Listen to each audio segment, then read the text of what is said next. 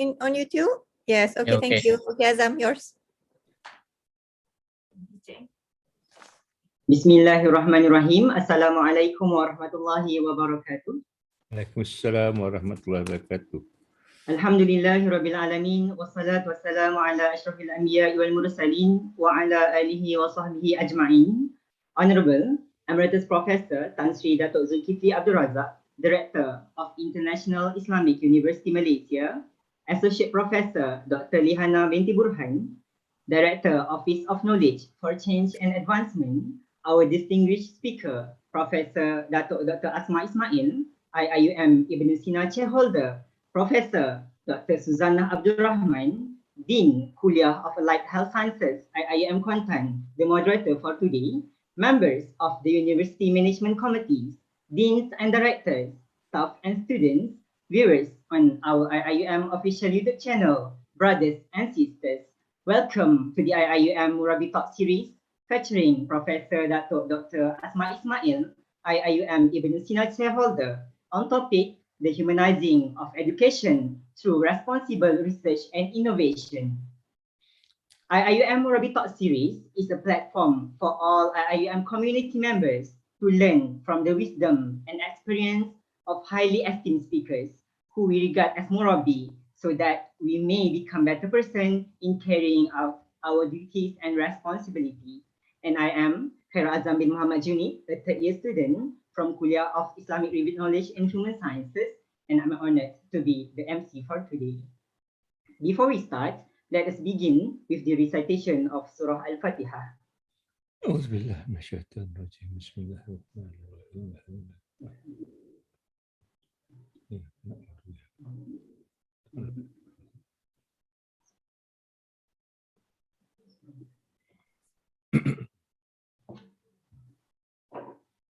Bismillahirrahmanirrahim. Alhamdulillahirabbil alamin wassalatu wassalamu ala asyrafil anbiya'i wal mursalin wa ala alihi wa sahbihi ajma'in.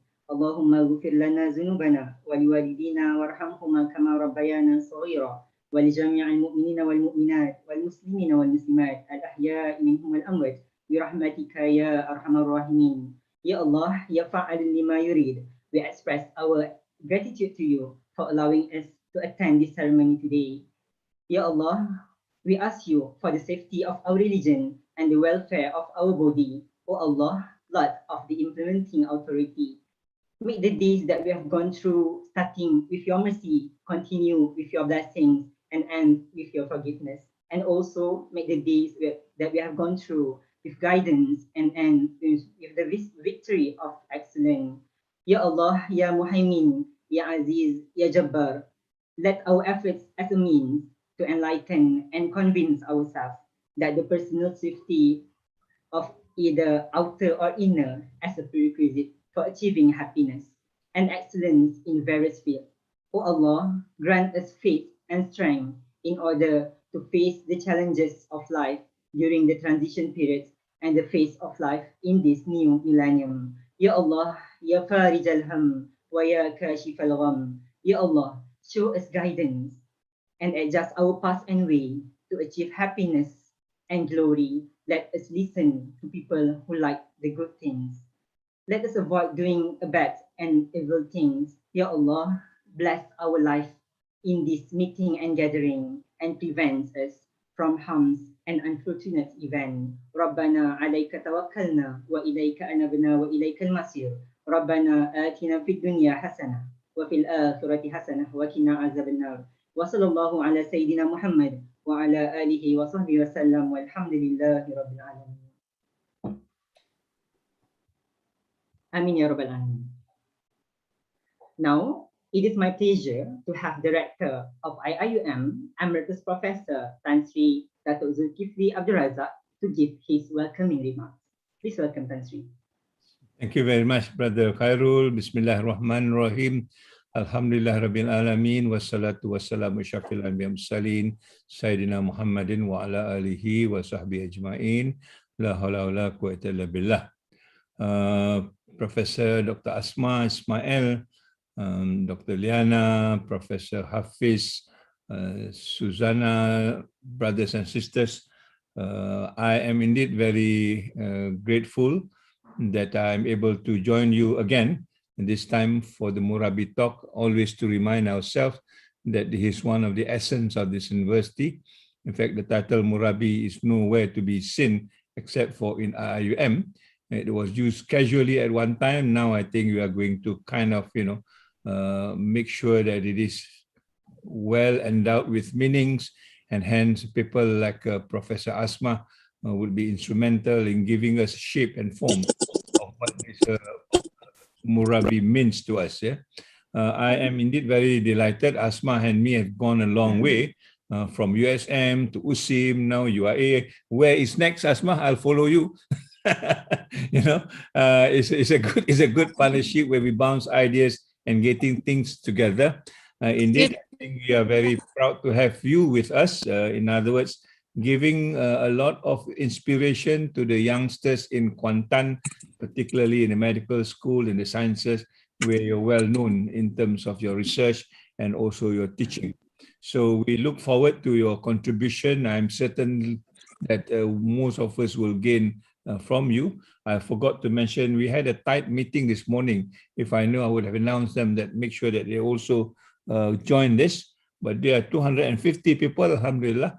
So Asma, the floor is all yours. I look forward to bounce some ideas with you, and hopefully that we can also make sure that this Murabbi title becomes a mainstay of this university, that people who hold this title really becomes an exemplar of what Murabbi would be like. And I remember the first criteria, according to Professor Tan Sri Kamal Hassan, must be able to work 24/7. I think that's enough to back to make everybody run away from this title. 24/7 is not an easy demand as far as this work is concerned. Nevertheless, we look forward. Thank you, Asma, for giving me your time, for giving us your time, and we look forward to your discussion, inshallah. So let's dua to Allah Subhanahu wa Taala that we given His blessing and particularly His courage to make some changes, which is very much needed in higher education that we've been fighting for since many years. Hopefully, it will see fruition after this post-COVID, when things are really in a shamble, that we need to put things in place, and hopefully it will be us to do it and to lead the way forward, inshallah. So wabillahi taufiq wa hidayah. Assalamualaikum warahmatullahi ta'ala wabarakatuh. Thank you very much. Okay, thank you, Tan Sri, for the speech. For all participants, don't forget to record your attendance in the link given in the chat room. And without further ado, I will now hand over the session to the moderator for today, Professor Dr. Suzana Abdul Rahman, Dean, Kuliah of Applied Health Sciences, IIUM Kuantan. Thank you very much, Brother Azam. Bismillahirrahmanirrahim. Yang bahagia Professor Emeritus Tan Sri Datuk Zulkifli Abdul Razak, Honorable Rector of International Islamic University Malaysia, Associate Professor Dr. Liana Burhan, Director of Office of Knowledge for Change and Advancement, our distinguished speaker, Professor Dr. Asma Ismail, and our MC, Brother Azam, for the session. And also members of the University Management Committee, deans, directors, staff, and students of IIUM, all viewers on Zoom and IIUM official YouTube channel. Brothers and sisters, Assalamualaikum warahmatullahi wabarakatuh, and a very good afternoon. So we convene this afternoon to listen to Professor Asma's talk entitled The Humanizing of Education Through Responsible Research and Innovation. And as all in the university are aware, in the spirit of humanizing education, IIUM has embarked on the development of new strategic plans to steer the progress and achievements of this university in the right direction. And we also have what we yearly call as SAF, our Sejahtera Academic Framework, that has an objective to ensure the involvement of all parties and stakeholders in moving or perhaps nurturing our staff, our students into becoming insan sejahtera, so based on our national educational policy. So SAF also links the vision and mission of IIUM with Maqasid Syariah and the contemporary and future issues of the world today at both national and international levels. So yes, responsible research and innovation has a huge role in our strategic planning. And in SAF being one of the main educational goals, it simply means that being involved in research, responsible research and innovation is to engage in research and innovation relevant to Maqasid Syariah and SDGs aimed at mercy for all. So under Professor Hafiz's office, our Deputy Director for Responsible Research and Innovation, IIUM has a framework that serves as a guide to us in the university. So this framework delineates or describes conduct of research and innovation, roles of research leaders and innovators, and also aspects of conducive research ecosystem. So in relation to all this, we would like to listen to you, Prof. Asma, on your perspective and how through your experience, perhaps you can give us some guidance and also takeaway messages later on how research can become one of the strongholds for humanizing of education. But before that, at this point, allow me, Prof, to actually read your CV. So I'll be as quick as I can, as promised. So Professor Dr. Dr. Asma is a woman of many firsts. She was the first female Vice Chancellor of University Science Islam Malaysia, USIM, in 2012, and the first female Vice Chancellor of University Science Malaysia, USM, from 2016 to 2019, making her the first woman to be appointed twice as the Vice Chancellor of a public university. She had served as the country's first female Director General of Higher Education from 2014 to 2016, and is currently the first female President of Academy of Sciences Malaysia, 2016 to 2022. She also serves as the first female to be chairperson of the Malaysian Qualifications Agency, MQA, from January 2019 until end of this year. So her current position is as the Sina Chair for Medicine at IIUM until 2022. She also serves as an honorary professor at the Institute of for Research in Molecular Medicine, INFORM, USM, and Associate Research Fellow at the Biotechnology Research Institute, University Malaysia Sabah. So her educational background includes having a Bachelor of Science in Biology from the University of Nevada, Reno, United States, Masters in Microbiology from Indiana University, USA, and a PhD in Cellular and Molecular Biology from University of Nevada, Reno, United States. Prof. Asma's field of expertise is in medical microbiology and medical biotechnology, have facilitated scientific discoveries in diagnostic biomarkers that led to the attainment of 16 patents and commercialization of rapid diagnostic tests for typhoid, called Typhoid, so namely Typhoid M and Typhoid Rapid.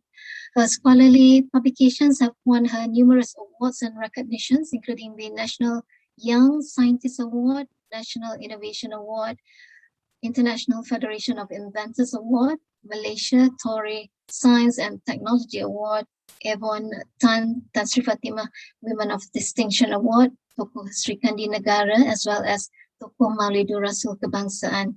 To date, she has shared her knowledge via more than 400 invited talks and more than 50 keynotes at national and international levels. She was elected to the Academy of Sciences in 2003, the Academy of Sciences for the Developing World in 2010, and the Islamic World Academy of Sciences in 2016, and was elected as honorary member of the Iranian Academy of Medical Sciences in 2017. In recognition of Asma's leadership in lifelong learning in the Commonwealth, especially for women, and her outstanding service to the advancement of higher education and science in Malaysia. She was conferred as Honorary Fellow of the Commonwealth of Learning and Honorary Scholar for Institute for Applied Science, Applied System Analysis, Vienna, Austria, in 2019. Her passion for higher education and science development ecosystem gained international recognition, and she was elected to be a member of the Board of Governors for Commonwealth of Learning based in Vancouver, Canada, member of the Directing Board and Executive Committee for Islamic Citation Center based in Shiraz, Iran for the OIC, board member representing Asia for IIASA in Vienna, Austria, Board of Advisory Council for TVET Universities, Ministry of Education, Japan, Chair of the Malaysia-France University Collaborations, member of the Global Science and Innovation Advisory Council, President of Asia Pacific University Community Engagement Council, and member of the Asian Science Advice Network, member of the College of Fellows, Kiel University, and as a governing advisory board for Ritsumeikan Asia Pacific University, Japan. At the national level, she serves as a board for CREST, Collaborative Research in Engineering, Science and Technology Center, to move STI-based companies in the country since 2017. Member of the National Science Council, chaired by the Prime Minister, and the High Tech Nation Council, chaired by the Minister of MOSTI. In May 2021, she has been appointed by the Prime Minister of Malaysia to be a member of the National Action Council on Shared Prosperity Vision under the Distinguished Educator category. So based on her experience and expertise, she now serves on the selection panel for the international awards and recognitions, such as TWA's membership, Medical and Health Sciences, and the IDB Prize for Women's Contribution to Development. At the national level, she serves as a jury panel for the Merdeka Award, Rhodes Scholarship to select Malaysians to Oxford University, the L'Oreal Women in Science Award, the Anugerah Academic Negara, Mohi Entrepreneurial Award, and Best Managed Companies Asia by Deloitte. Her landmark contributions to Malaysia's higher education system include the establishment of the prestigious Anugerah Academic Negara, the establishment of research universities in Malaysia, and in helming the development and implementation of the Malaysian Education Blueprint of 2013 to 2025. For her outstanding contributions and being an exemplary figure in the field of higher education, research, innovation, and policy on science and technology, locally and abroad, she received an honorary Doctor of Science from the University of Glasgow in 2013, Indiana University Thomas Hart Danton Mural Medallion in 2015, honorary degree doctor of the University, Kiel University, and honorary doctorate in literature from Kyoto University of Foreign Studies in 2017, respectively. So I hope I have pronounced everything correctly. So please join me in welcoming Prof. Datuk Dr. Asma to deliver her talk. So over to you, Prof. Okay. Bismillahirrahmanirrahim. Assalamualaikum warahmatullahi wabarakatuh. Salam sejahtera. Before I begin, let me plus share the screen. Let's see. Okay.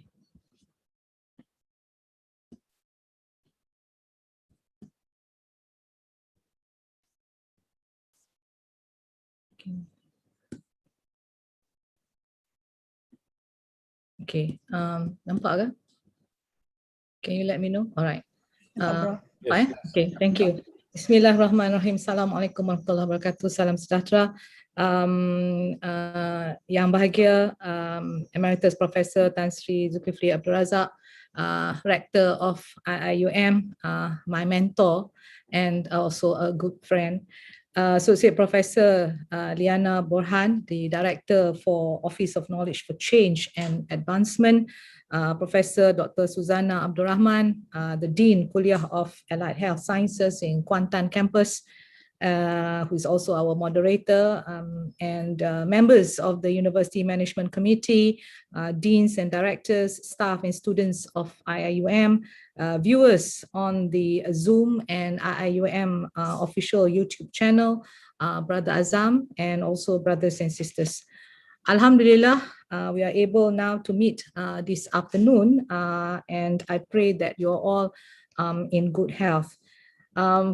First of all, thank you very much to Associate Professor Lihana for from the Office of Knowledge for Change and Advancement, and also for IIUM for giving me the opportunity to present my ideas on the topic of humanizing of education through responsible research and innovation. So let's see what we can do about this topic. And basically, I'll be touching on world challenges and COVID-19 and how it has changed how the world does science and research on education. And I'm going to bring you back to basic. What is the purpose of doing research? And where is research going in the future? And will the topic of responsible research and innovation continue to remain relevant as we go now towards research in the future? And where is R&I actually heading in Malaysia post-COVID-19? And then, because I'm a practical person, I want to, because all the time we talk about what it's all about, visionary ideas. I'm a practical person. If I was listening, how would I put that down to a plan? How do I now make it happen? So this is I will discuss with you RRI, or responsible research innovation in action. And because I chair for medicine, so I will now use the topic of robotics in social and healthcare, and what does it mean, and why RRI will now play a very important role. And of course, to tie it all up, the need for humanizing education through RRI. So let me begin by talking about world challenges.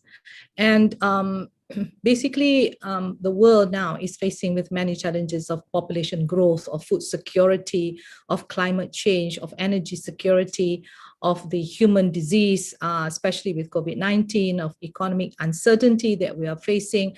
And of course, that is not enough. We have more problems facing us, the accelerating pace of change due to the digital age, the disruptive technologies brought by industry 4.0, and then of course the global competition due to globalization. And the World Economic Forum also now have informed us the top 5 biggest risks for humanity in 2021. The more of this infectious disease, COVID, and more will come, not just COVID. And then we have the livelihood crisis, more loss of jobs is about to happen. We have extreme weather events like hurricanes, floods, and wildfires, all going to happen within this year. Failure in cybersecurity measures. As we now move in advancement of artificial intelligence, there will be a lot of cybersecurity measures that we need to do and handle the sophisticated attacks, especially with the great financial loss, because the sophisticated attacks will now be happening with the banks. And then there will be digital inequality among it all, because half of the world's population will be without internet. And that would mean those who have will benefit, those who do not have will create missed opportunities for those who do not have.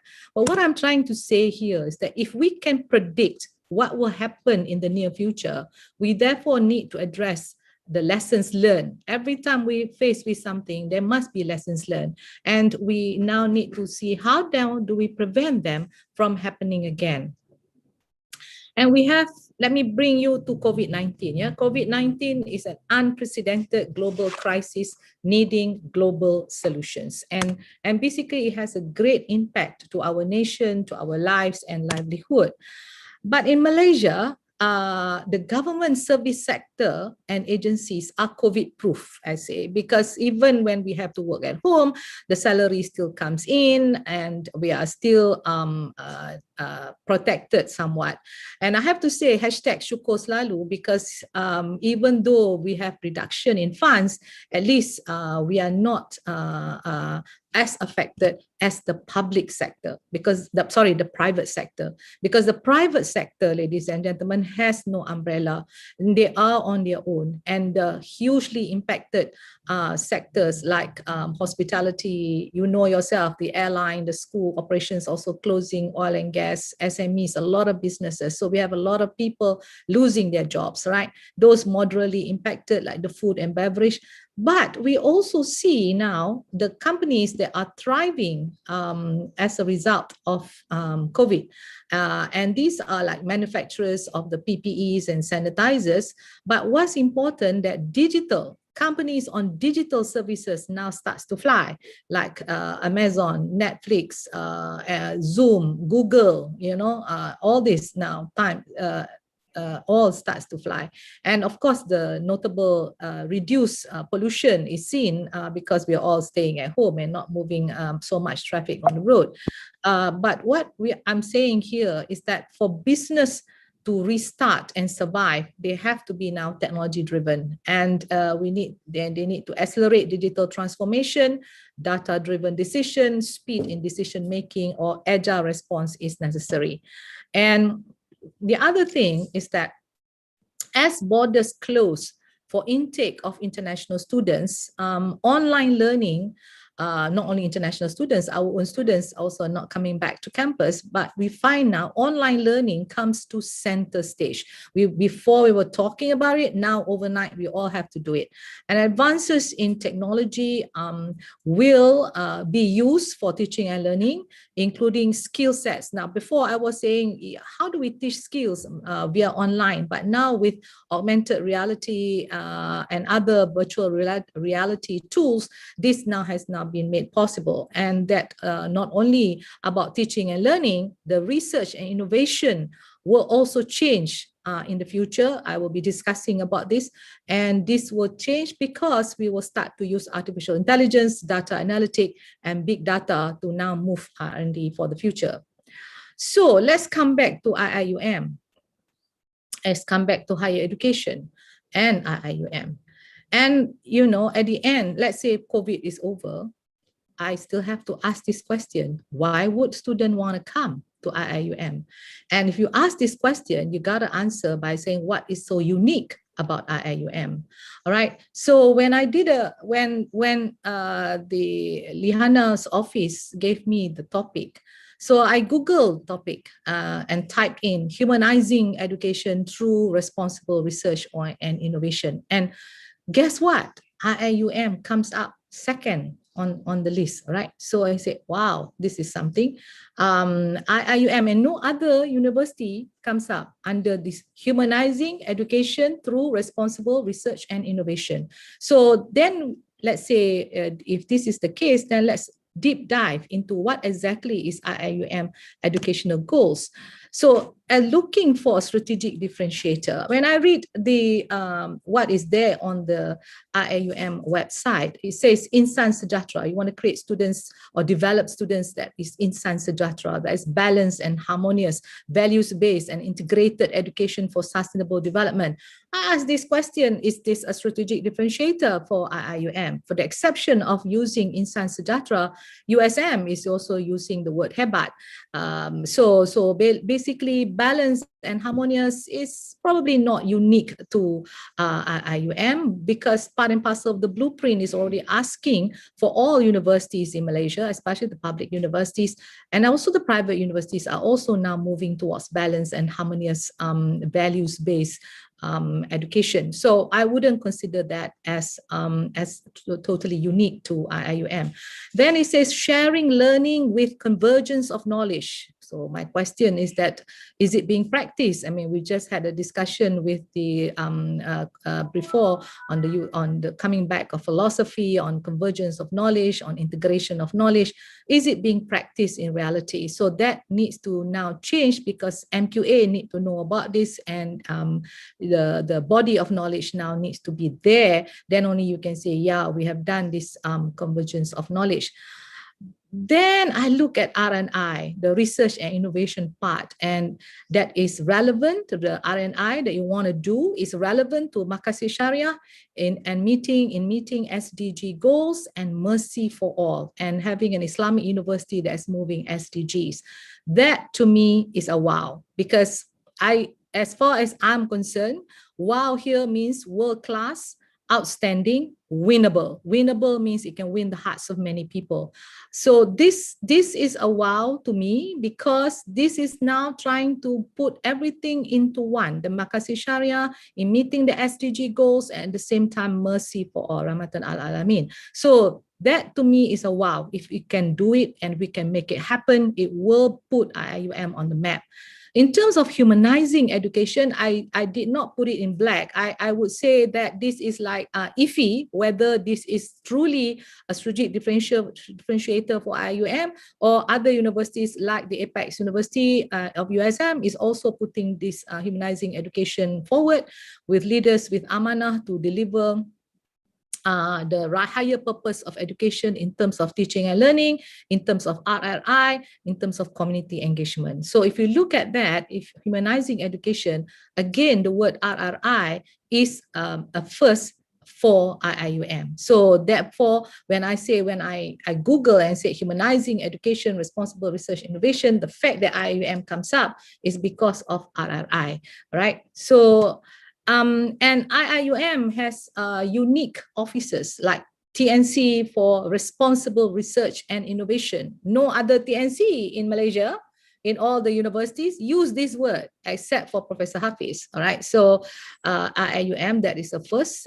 In fact, I had even advocated at national level that perhaps the TNCs of RNI should now also change to responsible research and innovation. And of course, we have the Center for Knowledge for Change, right?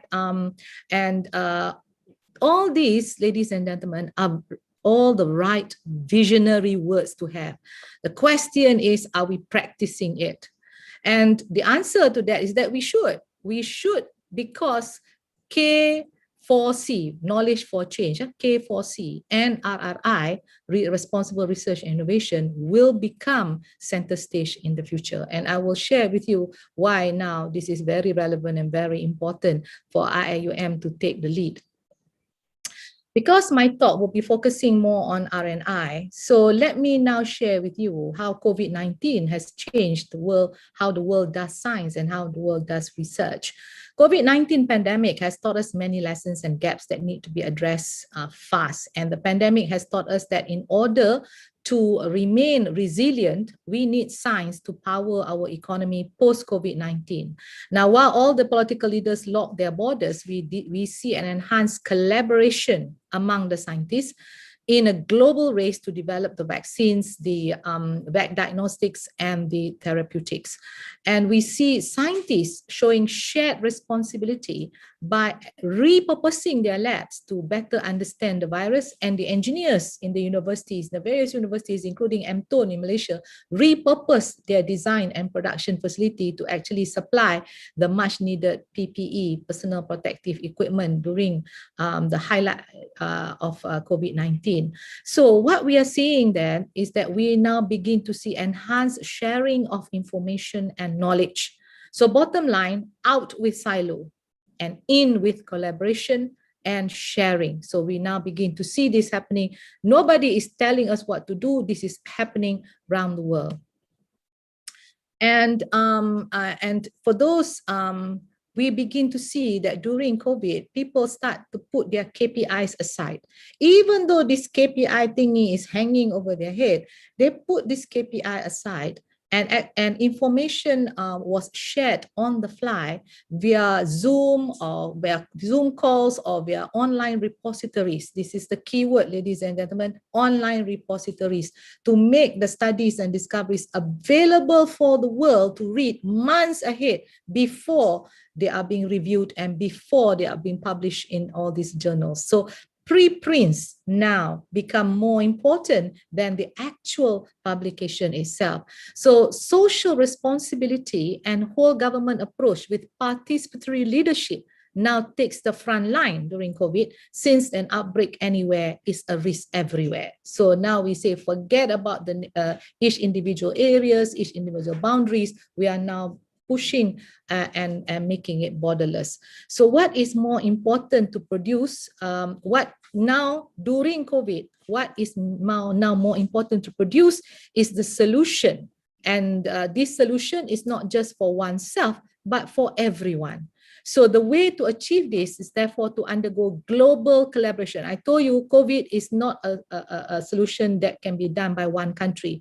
We need to undergo a global collaboration in order to design and develop what we call the people's vaccine, the people's diagnostic, and the people's therapeutics against COVID-19.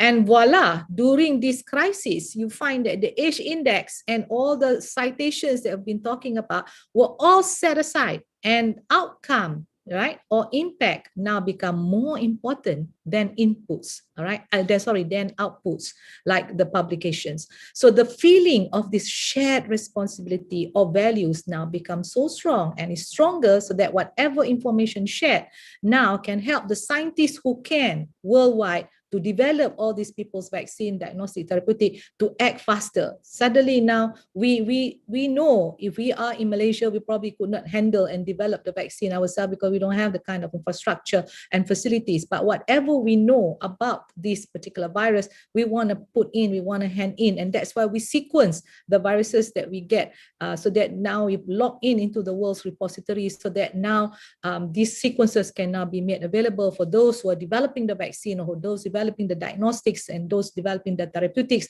They now know what kind of strain, what kind of full genome of these strains is now available around the world to create the necessary. So in times of crisis, ladies and gentlemen, is results that matters, right?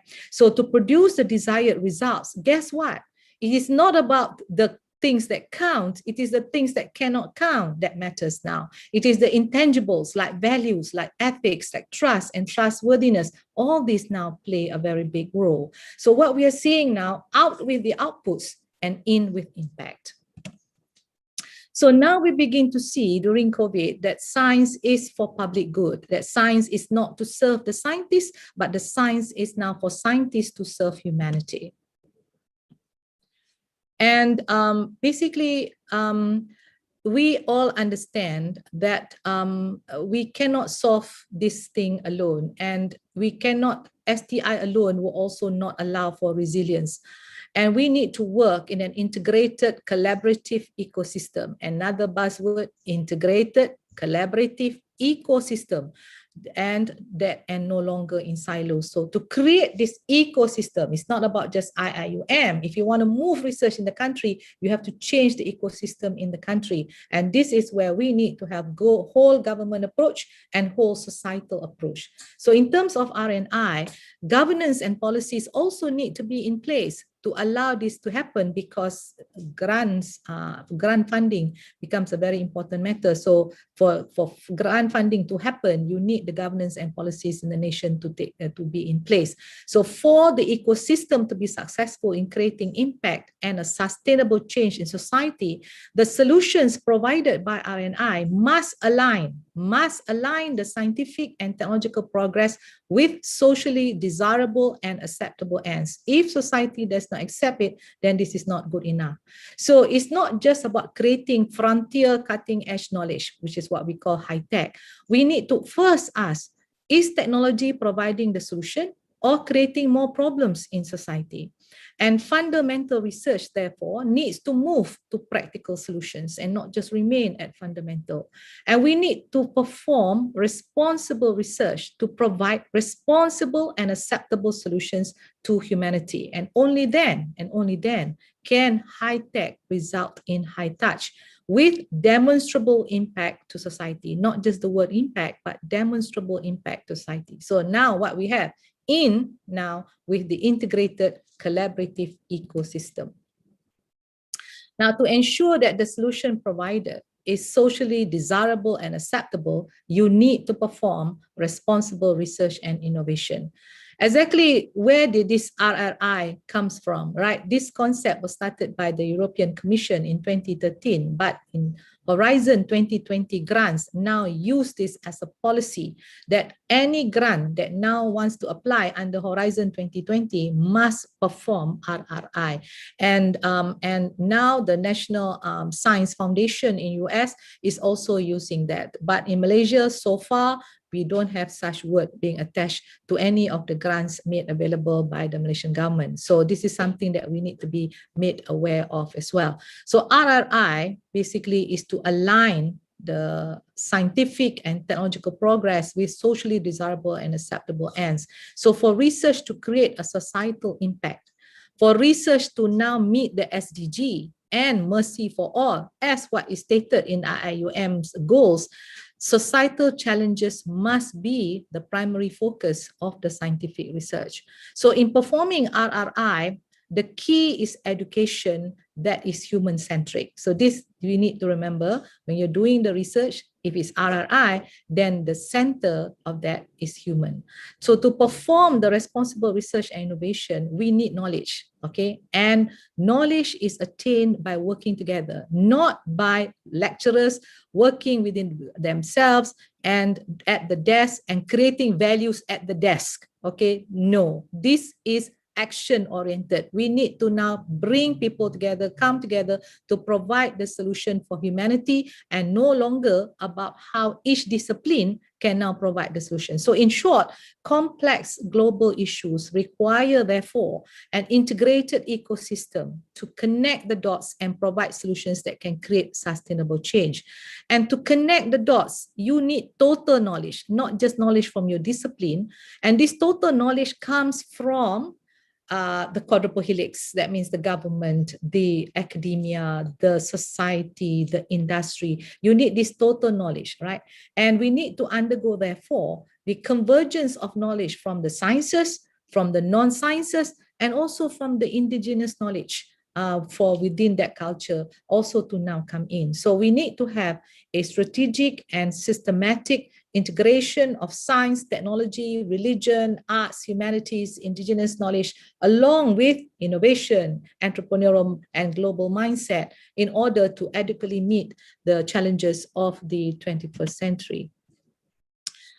Tan Sri has shown the dots in his talk, but can I share my thoughts about convergence of knowledge, right?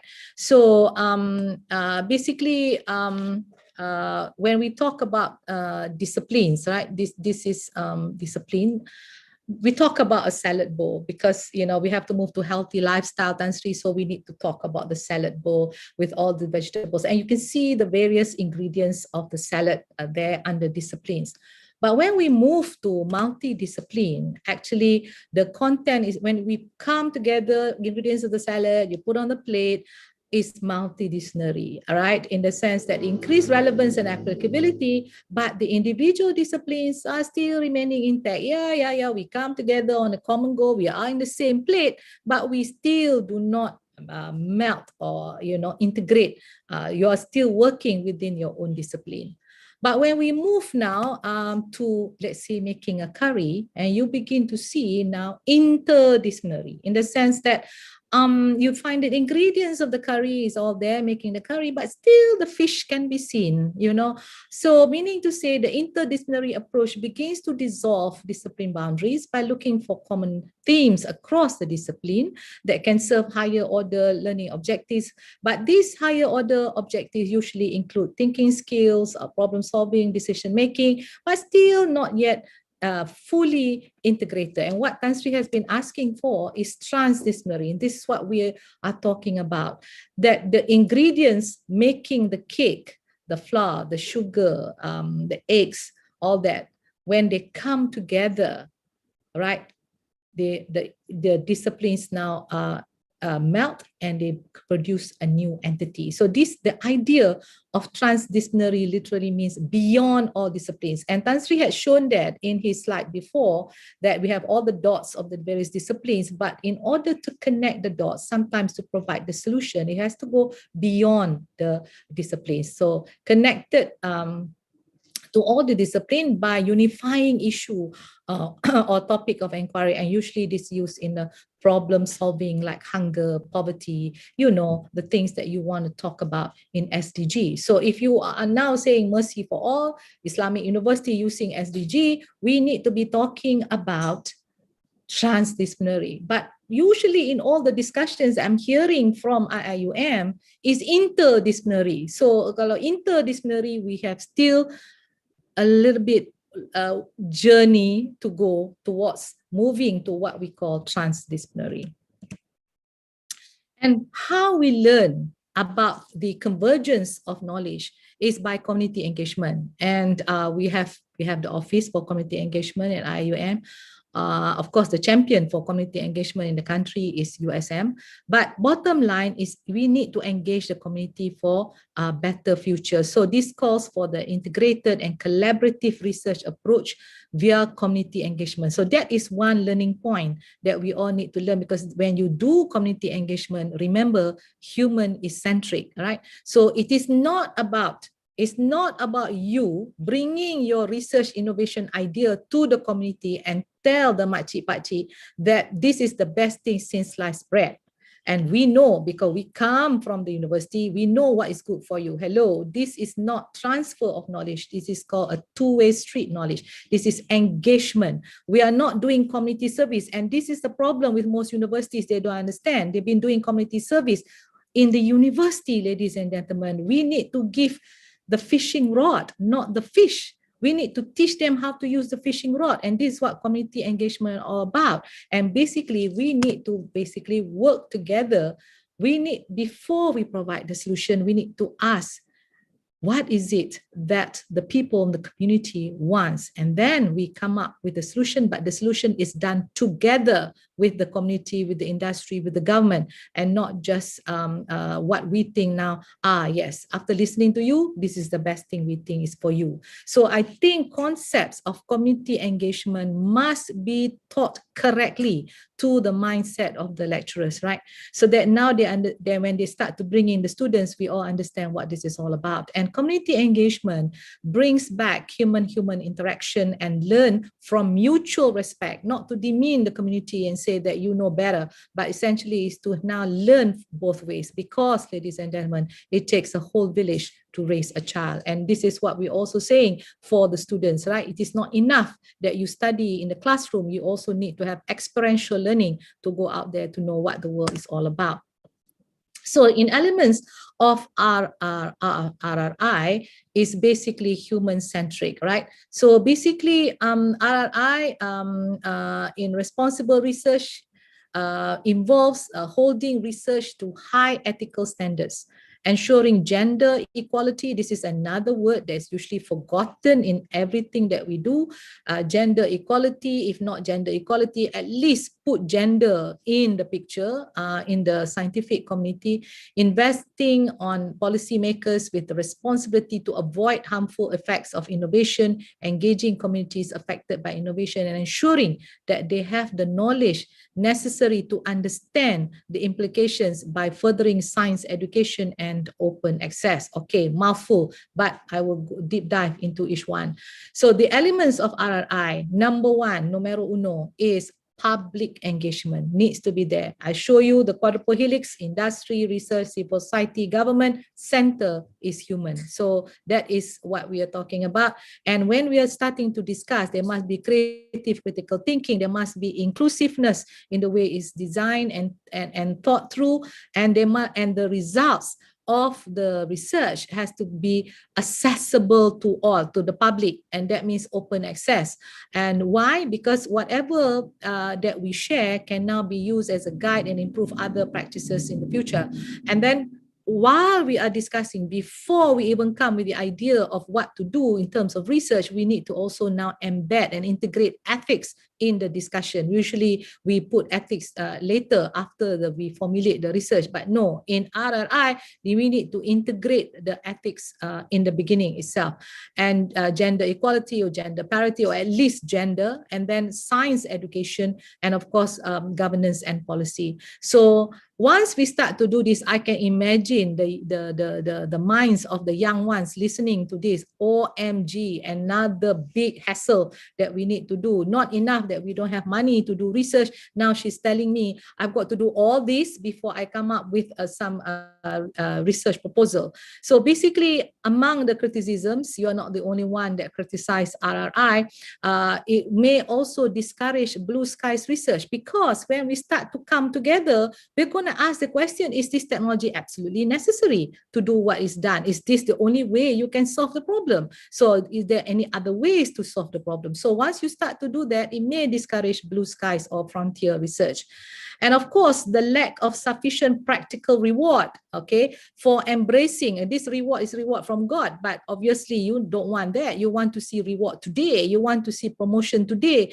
And therefore, this lack of sufficient practical reward for embracing RRI in a research culture based on competition and short-term contracts. So this is something that that perhaps another criticism, because you say, oh, you are a postdoc in IIUM or you are a lecturer in IIUM, you want to be promoted quite fast. If you have to start to do all this, how long will it take? And even worse, when you have a KPI that you need to now produce at every year. So doing RRI at the end of the day will actually plus from God. But what happens now to the number of papers that you need to produce? Because there's a lot of thinking, there's a lot of discussion before you move into the research arena, before you actually start to produce the results. So these kind of things may deter if in that particular university outputs in KPI seems to be the in thing and the driving force behind the university. But the advantage of RRI, all right, is tedious, yes, but it's satisfying. It's tedious, yes, but it's full of learning experience, all right? Because to do that, you will get a huge learning experience when it is integrated and guided by religion, by culture, by ethics, by universal values. So at the end of the day, probably will make you a better human being and a better researcher. But for IIUM, I see this as if you actually, Professor Hafiz, perform RRI in this university, it may deliver policies and even Director, I believe that I'm under Deputy Director Prof Haris. But then when it comes to my job scope, hello. whatever they said in what in hello. Okay.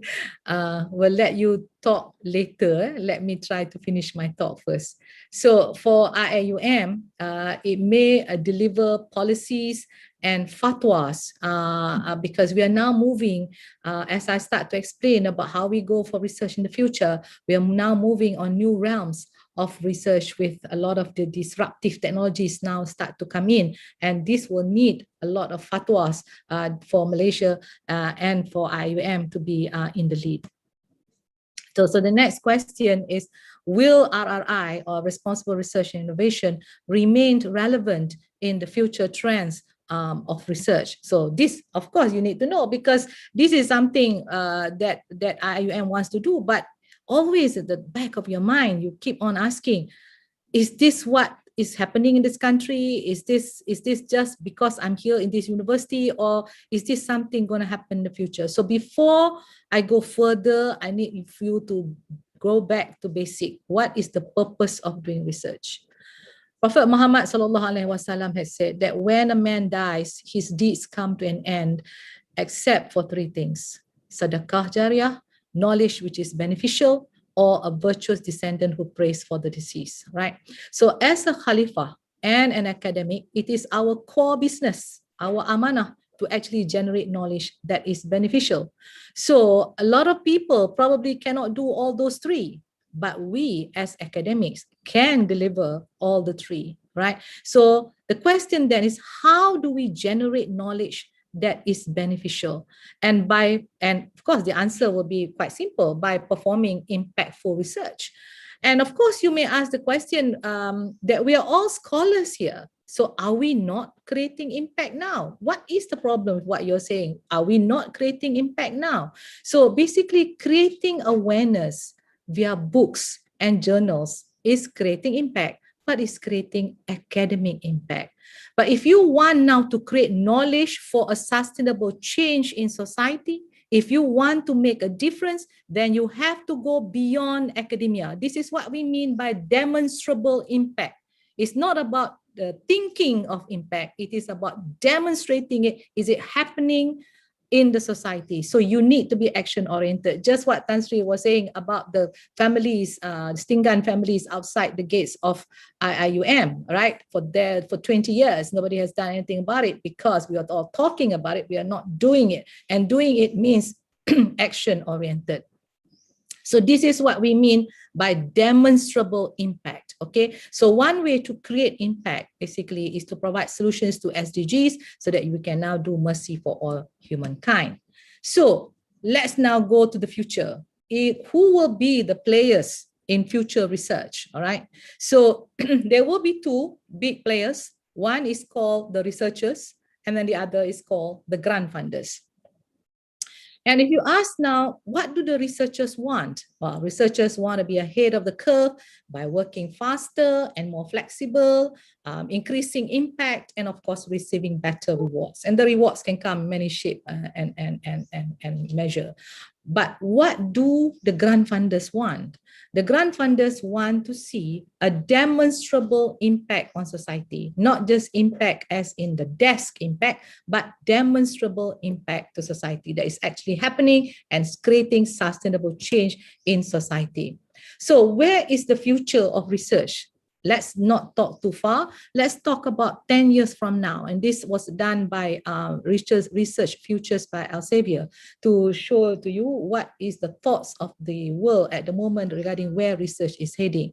How research is conceived, how research is completed and communicated will change dramatically over the next 10 years. So first question, how is research conceived in the near future? First, let me bring you to grant funders. So in order to do research, especially in my field, in the sciences, you need money. You cannot do this from the desk, all right? So new funding models for research grants will now emerge. As you are aware, currently in the country, it is the government that decides in where the research is heading because most of the grants are obtained from the government, so public money, right?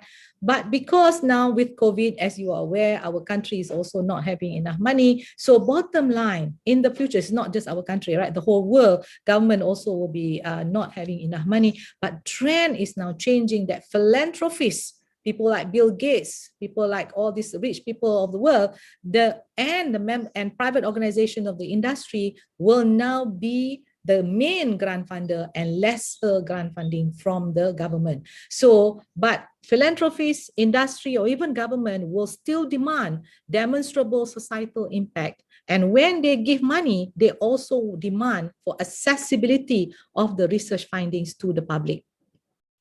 So to provide this demonstrable impact, the research must therefore, as I said, go beyond academia. And to ensure acceptance by society, we need to perform RRI. So therefore, the office of TNC RRI is very much relevant today and also in the future. Okay, so with industry funding, however, if we talk about accessibility of knowledge, with the industry funding, not all research data will be made available because if the data, that particular data is going to be commercializable, then the data will be reserved but returned to public when it's no longer creating business, expected lah, because this is from the private. So regardless of the accessibility of data, regardless whether data is made available today or tomorrow by the industry, in order to increase sales volume, the innovation must be acceptable to society. Therefore, even if industry was funding the research, they also will insist on impact. So funding for exploratory blue sky research per se in the future will be reduced, and the emphasis now is on rapid development of practical solution. Please understand that word, not simply solution, but practical solution. So therefore, fundamental also need to be done. Don't say fundamental cannot be done. Fundamental needs to be done, but it has to move towards creating practical solution. And tomorrow is about collaboration because all these grant funders, doesn't matter government, industry, or from philanthropists, everybody now will be driving for interdisciplinary, multidisciplinary, cross-institution, global collaboration. Now, everything is now going to be on global collaboration because it's not about 3 universities in Malaysia working together. Hello, those days are going to be over. You need to now have global collaboration and insist on the sharing of data as it enables research now to be more open. So researchers demonstrating interdisciplinary or transdisciplinary skills will now be more successful, and therefore open access will now become more prominent. Yeah, not publication in journal per se, but open access. That means information that you have is now going into the repository for others to now be able to access. And global and interdisciplinary collaboration, as I said, will increase. How? It will be increased by virtual reality and augmented reality tools. And even now, people around the globe are already starting to use that. And researchers are now rewarded different now. Yeah, promotion now is rewarded for collaboration. The more collaboration you have, the better it is for you. And reward is now given for usefulness of your research, and less for whether it's novel, and less for whether this is the first to publish, but more of what have you done with the knowledge that you have now generated. So this is a new game in town that we're going to see for the future. So the future of research will insist on demonstrable impact to society, global collaboration, and open access to knowledge. Okay, next question. How is research done in the future? All right. So the way to do research, as I said, is also changing, because we are having, as I said, these disruptive technologies coming in, and the revolutionary development in artificial intelligence would mean that hypothesis, you now have a hypothesis and you can now be data driven. You don't even have to conduct the actual experiment. You just get the data, and the data is now fed, and this now artificial intelligence will now reveal to you what exactly will happen based on the theory that you have. And although take up will vary depending on the various sciences on this aspect, the speed and volume of research will now be accelerated, because now you are deep diving into open access and what we call big data. So in order to get this, and we are moving now,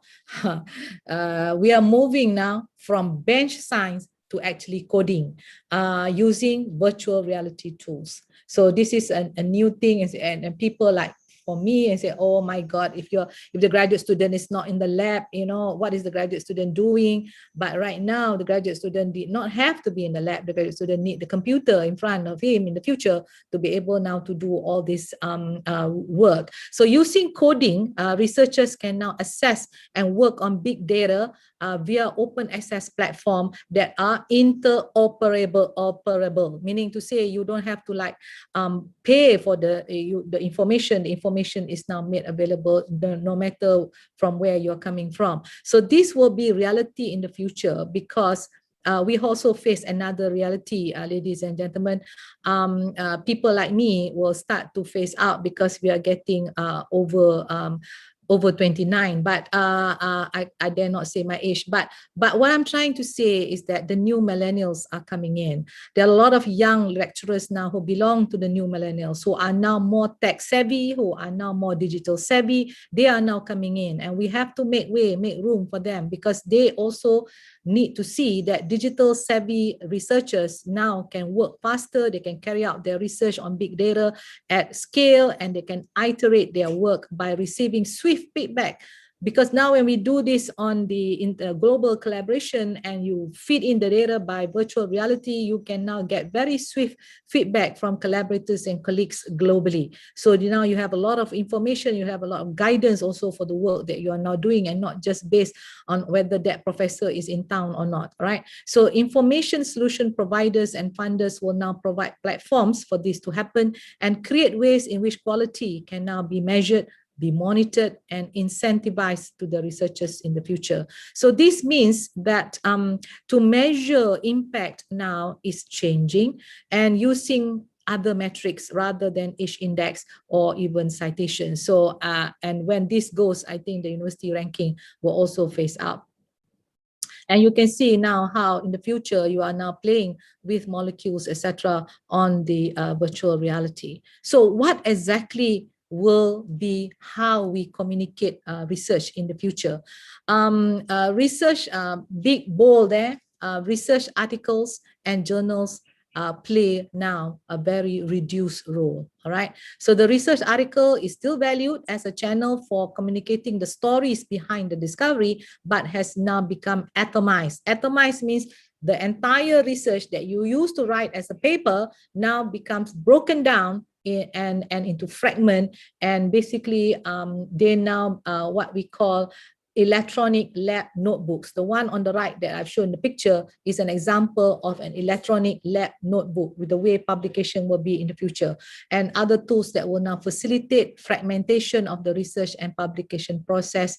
They will fragment, yet they are still linked. So this means that now, with the help of artificial intelligence, the article will now evolve from what you're used to writing to a notebook style paper containing experimental methods, data and observation, source code, this is a new one, and claims and insights, and all that provide changing to Codon. So since the sharing of data need to be communicated rapidly, because in like what did I say, there must be agile response, fast response, so that research is moving at a fast rate now. So since the sharing of data need to be communicated rapidly, researchers now share preprints, not the article, share preprints of their work to communicate the research outcome. And therefore, publishing in journals as we do today is diminishing. And this we see already, as I've said, how COVID has changed the way we do research.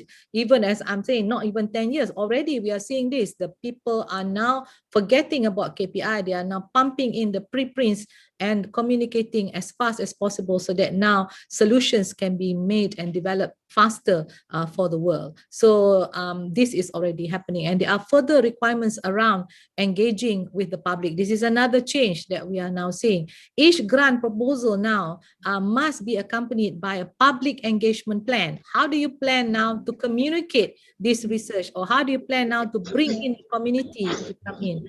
And researchers are basically mandated to communicate their research findings and their benefit to society in an easy to understand way, not in a technical way. So again, you know, for the postgraduate students listening in this particular talk, it's like, oh my, this is now going to be mind-boggling, in the sense that here you have been trained to do research the way it is. Now for tomorrow, not even tomorrow, we're talking within the 10 years, things will now change, because to encourage trust from the public, it is important that they understand what exactly that you are doing. So it has to be now communicated in an easy and understanding way. And this has helped to actually, like I said, increase public trust in science, supported by increased access now to raw elements of research. You know how difficult it is to get research, and we end up reinventing the wheel because everybody is so kedekut, so territorial about the research, that nobody wants to share the research, and research in ministries are not shared with the other ministry. So we are seeing this happening now. So once we start to go to open access, as what Academy of Sciences is now advocating and already doing, which is Malaysian Open Science Platform. So hopefully now more and more data from the 5 research universities will now go into this and made accessible to other universities and anywhere around the world. So ladies and gentlemen, based on what I'm just saying, it is clear that business as usual will no longer be possible for any of us now working in a research ecosystem. So that is the world, right? Let's now talk real. Where is R&I heading in Malaysia post-COVID-19? That is more important, because that's affect all of us here.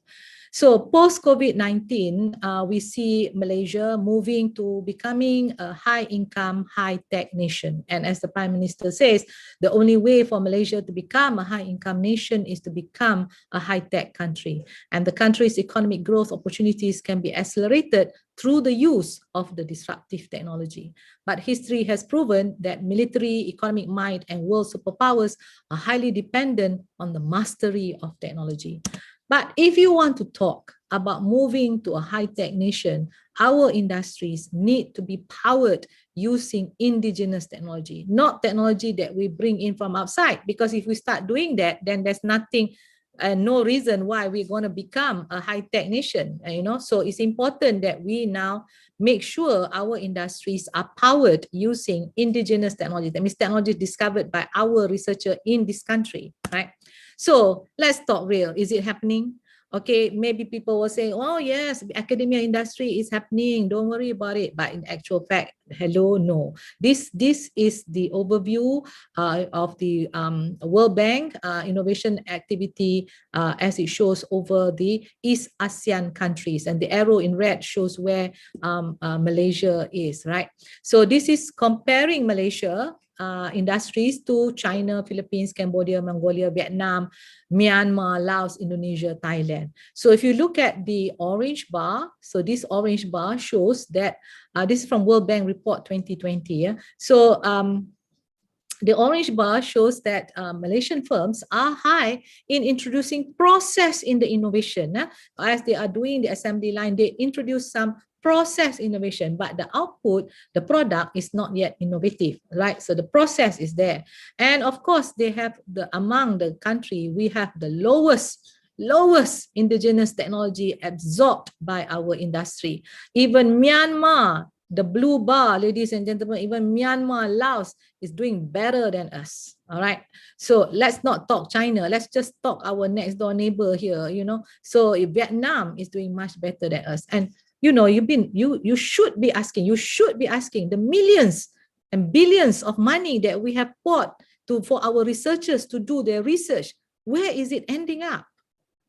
Where is it ending up? Right? Just in publications, yes, we have 270,000 publications, of which only 10% gets into the top 10%. That means we produce a lot of quantity, but we don't produce a lot of quality. All right, and we don't change the information that we got to something useful either. So this is important for you to see. And of course, the amount that our company spend on R&D expenditure is also low. But if you look at where we are in terms of adopting and adapting outside technologies into our industry, we're very good. That one, we're very good, right? Compared to that. But this defeats the purpose of why we are asking our researcher to do research. So you have to ask why. Why are we not getting our companies, our industries who are 98% SMEs still not using the research output from the universities? And that is because of the innovation chasm. The innovation chasm between the knowledge generator and the users of knowledge. All right. So, and we ask the question, therefore, what is the reason? Why is it that academia industry, although we all talk about it, is there in the blueprint, but why is it not happening on the ground? That is because, ladies and gentlemen, of the lack of trust. Another intangible word, the lack of trust between academia and industry. And another one, the lack of trust between academia and society. Okay, so we need to see more engagement between academia and industry in a collaborative manner. Why do I say lack of trust between academia and society? Because society is also asking, after all that taxpayers' money that we've been paying, what have you done to improve the community? What have you done to improve the livelihood of the people in Malaysia? So these are the kind of things that we all need to be answerable to as part of our amanah. Okay, so the need for policy, there is a need for policy from higher education. That is what we are missing now. And this is not what I'm saying. This is from the World Bank report itself. They have analyzed each country and they analyzed Malaysia. And it says that there is a need for policy from higher education to actually link academia with industry and academia with society. There is a lot of visionary talks about it, but in actual fact, there is no policy coming out to ensure that this will happen. And as a result, KPI vested to the vice chancellors of the public universities do not reflect that. All they ask is how many percent commercialization did you achieve? So there is a need, therefore, to create an ecosystem that will also narrow the translation gap time from the R&D to economic development. So in short, we also need a policy that will link now R&D to economy so that it can now help with the economic sector of the country. And we have now in 2020, in December, a launching of the National STI policy, Science, Technology, Innovation Policy, that insists that we all work in a collaborative manner. And what glues the people together between academia and industry, because they need to be focused and working on something. So this is called the 10-10 My STIE, Malaysian Science, Technology, Innovation Economy framework that has been mooted by academic science, but right now is approved already at the national level and is now launched at the national level, and inshallah will be there in the RMK12. So what exactly is the 1010 MySDRE? Is the use of science and technology tools, because you can't avoid it, ladies and gentlemen. It's here to stay. The disruptive technologies are here to stay, and basically we need to make them work and improve the livelihood of at least 10 socio-economic drivers in the country, which includes all the things that I've listed there under energy, under education, under environment, etc., even manufacturing. So all these are the 10 socio-economic drivers and the 10 science and technology drivers, which include 5G, 6G, sensor, 4D, 5D, advanced printing, advanced intelligence or systems, cyber security, data analytics, blockchain, neurotechnology, and bioscience and biosecurity. So all these bioscience technologies, all these are there to now help us. And what we are saying that if you are moving biotech, for example, which is my area, if you are now biotech, you can move any of the 10 socio-economic drivers of the country. But if you want to move, for example, agriculture, you need to collaborate. People working in the various technologies need to work together. And this means that you need to now move in the integrated collaborative ecosystem that I talk about, with all the various disciplines coming together to provide the solution for agriculture. So it's not about 2-3 universities, it's about all these people doing a lot of things. They need to come together. And this is where it's not about you doing fundamental, it's not about me doing applied, it's not about another one group doing translation, it's about all of us working together, fundamental, applied, innovation, work in a continuum. And not split ourselves apart. We must work in a continuum, work together to now provide the solution that is needed to drive the socio-economic drivers of the country. So basically, I give you as an example how to utilize this. We have the 10 technologies here, and then we have all the various areas that you need to move in order to catch up with technology in the medical and health sector, because as I said, I need to talk about health, which is my area, and then basically to leapfrog the technology, we have all these other means. But today is not about the discussion of this 1010. I've done this topic many times to IIUM, all right? But basically, let me bring you to the topic of medical robotics, because whether you like it or not, to catch up with technology and to catch up with the health sector in this country, we need to move on the medical robots, right?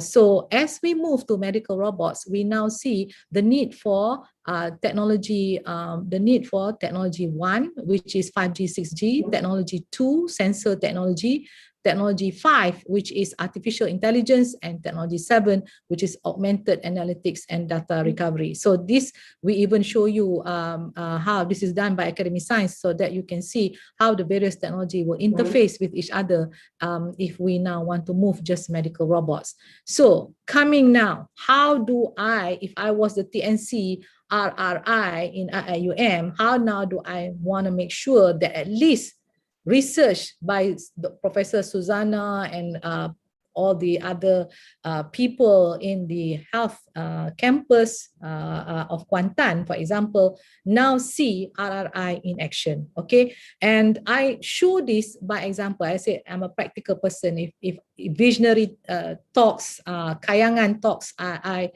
cannot grasp until I see this in action. So basically, the use of robotics in social and healthcare. If I were to discuss just about this, you will find that in terms of robots, we have robots as service that we are now using in the COVID-19 cases in the hospitals. We have that. We have Sony's Y.Bhg, which is Y.Bhg is the dog, yeah, that is now a pet robot, and that is also famous. And we now also have humanoid robots that is used as a companion now. All right, so this is not something from the story. This is already in existence. So the question should be, when are robots good for us, and how can they be bad for us? So perhaps these are some of the questions that we want to address. But let's now talk real. Is what you're talking about, if whatever I'm talking about, is this real, or is this something that I want to discuss about? Basically, ladies and gentlemen, Murabbi talk is July 5, but July 1 is the launching of the National 4IR policy. So the fourth industrial revolution is also the disruptive technology is also upon us here in Malaysia. Emerging technologies like automation, robotics, artificial intelligence, machine learning, Internet of Things, blockchain, advanced material, cloud computing, data analytics are changing the way we do research. Basically, almost all 70% of the technologies that I say will drive as my 1010, my SDIE is now incorporated in this disruptive technology things that we see as the foundation for future research now or future technologies.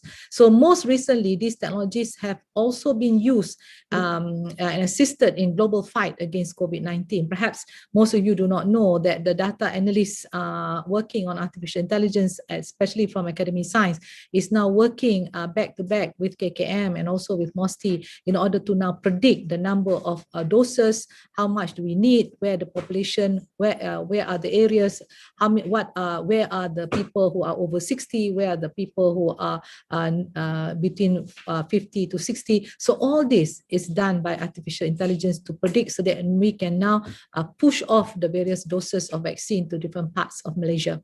So the National 4IR policy is an overarching national policy that drives coherence in transforming the socio-economic development of the country through ethical use of the 4IR technology. So it does mention about ethical use. And the World Bank has also stated, with the coming in of all these technologies, human skills are increasingly being replaced by technology-led productivity. And they have taken this into account, the government has taken this into account, and for our policy that is there, this policy is launched by PM, but it was done by EPU, basically will equip the rakyat with 4IR knowledge and skill sets while boosting the workforce productivity. And the policy is a whole government approach. So this time we are talking in black and white. This is going to be a whole government approach where all the actions of the various ministries are now aligned. That is not working in silo, and that we try to achieve a balanced, responsible, sustainable growth that will now lead for technological adoption and innovation. So in short, the 4IR policy has all the elements of RRI embedded, but unless this is communicated well, implementation will not be successful, because as usual in Malaysia, we're very good in blueprints, but lousy in implementation. Okay. Let's talk about these robots in social and healthcare, right? The use of the disruptive technologies in Malaysian healthcare is also upon us. So we are now moving to precision medicine. So robots may be defined as artificial beings processing the 4 characteristics of mobility, interactivity, communication, and autonomy. This is defined by UNESCO. And what is behind the robots? Behind the robot is artificial intelligence. That includes the ability of this robot to actually reason, to communicate, to learn from its perception and the surrounding environment, to learn from past experience and even errors that is made, right? So it is artificial intelligence that basically enable these robots to respond socially interactive ways with humans, to the point that we sometimes get very close to the robots and we see them as our friends. And robots were first meant, when we brought robots into Malaysia, right? It was first meant to move automation in the industry, to take over the repetitive jobs in the assembly lines of the manufacturing industry. But when technology start to advance at breakneck speed, robotics and AI are now finding new applications, even in the factories, new applications in business, and of course in the homes. And most of us may not realize it is artificial intelligence that power behind Google, that, you know, from now on, anything you need, you Google, right? So that Google is powered by artificial intelligence. And of course, everybody who is anybody except me is sharing everything they do, what they eat, who they meet in Facebook. That is also powered by artificial intelligence. So basically, there's a lot of things. Netflix, everything you want to talk about is all done under artificial intelligence, powered by artificial intelligence. So the past decade now has seen a rapid growth of research in the area of ethics of robotics, especially when applied to healthcare. So this picture shows you robot-assisted eye surgery, where we call nanobots. Nanobots will now go into the eye, and the surgeon, the eye surgeon, basically just have to release the nanobots into the cornea of the eye. The nanobots will now go in, repair the necessary into the eye, and then the surgeon say, come back, and the nanobots will now come back. So basically, this is a robot-assisted surgery to be used in precision surgery, not just any old surgery, but precision surgery. And what solution essentially do robots provide in social and healthcare? So in response to challenges being related to aging, remember Malaysia is now one of the leading country in terms of aging, and we are also a leading country in terms of obesity. So basically we are ahead about many things, and we, not Malaysia now, but already in Japan, in terms of other countries as well, developing care robots, what we call care bots, yeah, to now support the elderly, the debilitated people living now at home. So as we now move to complicated surgical procedures, like I said to you about the eye surgery, eye-assisted surgery or robotic surgery, so precision surgery using robots, this is also the way forward now. And this robotic surgery will enable surgeons to see better, gain greater access to the structure, improve dexterity, reduce tremor, and be able to operate in greater comfort, especially during complicated surgical procedure. And the service-based robots will now replace the maids, because who has time nowadays with working from home? A lot of the women will also now say and agree with me that working from home has increased more work than actually going to the office, because you end up having to take care of the house, you end up taking care of the work, you end up taking care of the elderly, the children, and also doing house cleaning. So we need help, and therefore this is where service-based robots come in, and they perform chores like cleaning, delivering food.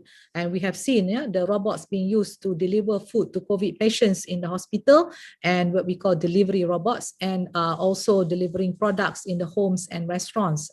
Drones, which is also a robot, is now used to deliver food now to the elderly, especially I've seen those in Japan, whereby those with joint pains, the elderly, they cannot come down, or the elevator is not working. So the drones now send the food, they fly up to the various level and actually deliver the food to the people. And then we have socially interactive robots. I think based on being controlled by technology, you're going to find a lot more people lacking in human-human interaction. We are now going to get very lonely, and now turning to robots as companions to lonely people. And on top of that, because the parents are so busy, they give Y.Bhg, the Sony Y.Bhg, as a robot, now as a pet to the children, and the children get hung up and now be able to communicate only with Y.Bhg. So there is a problem there, society problem.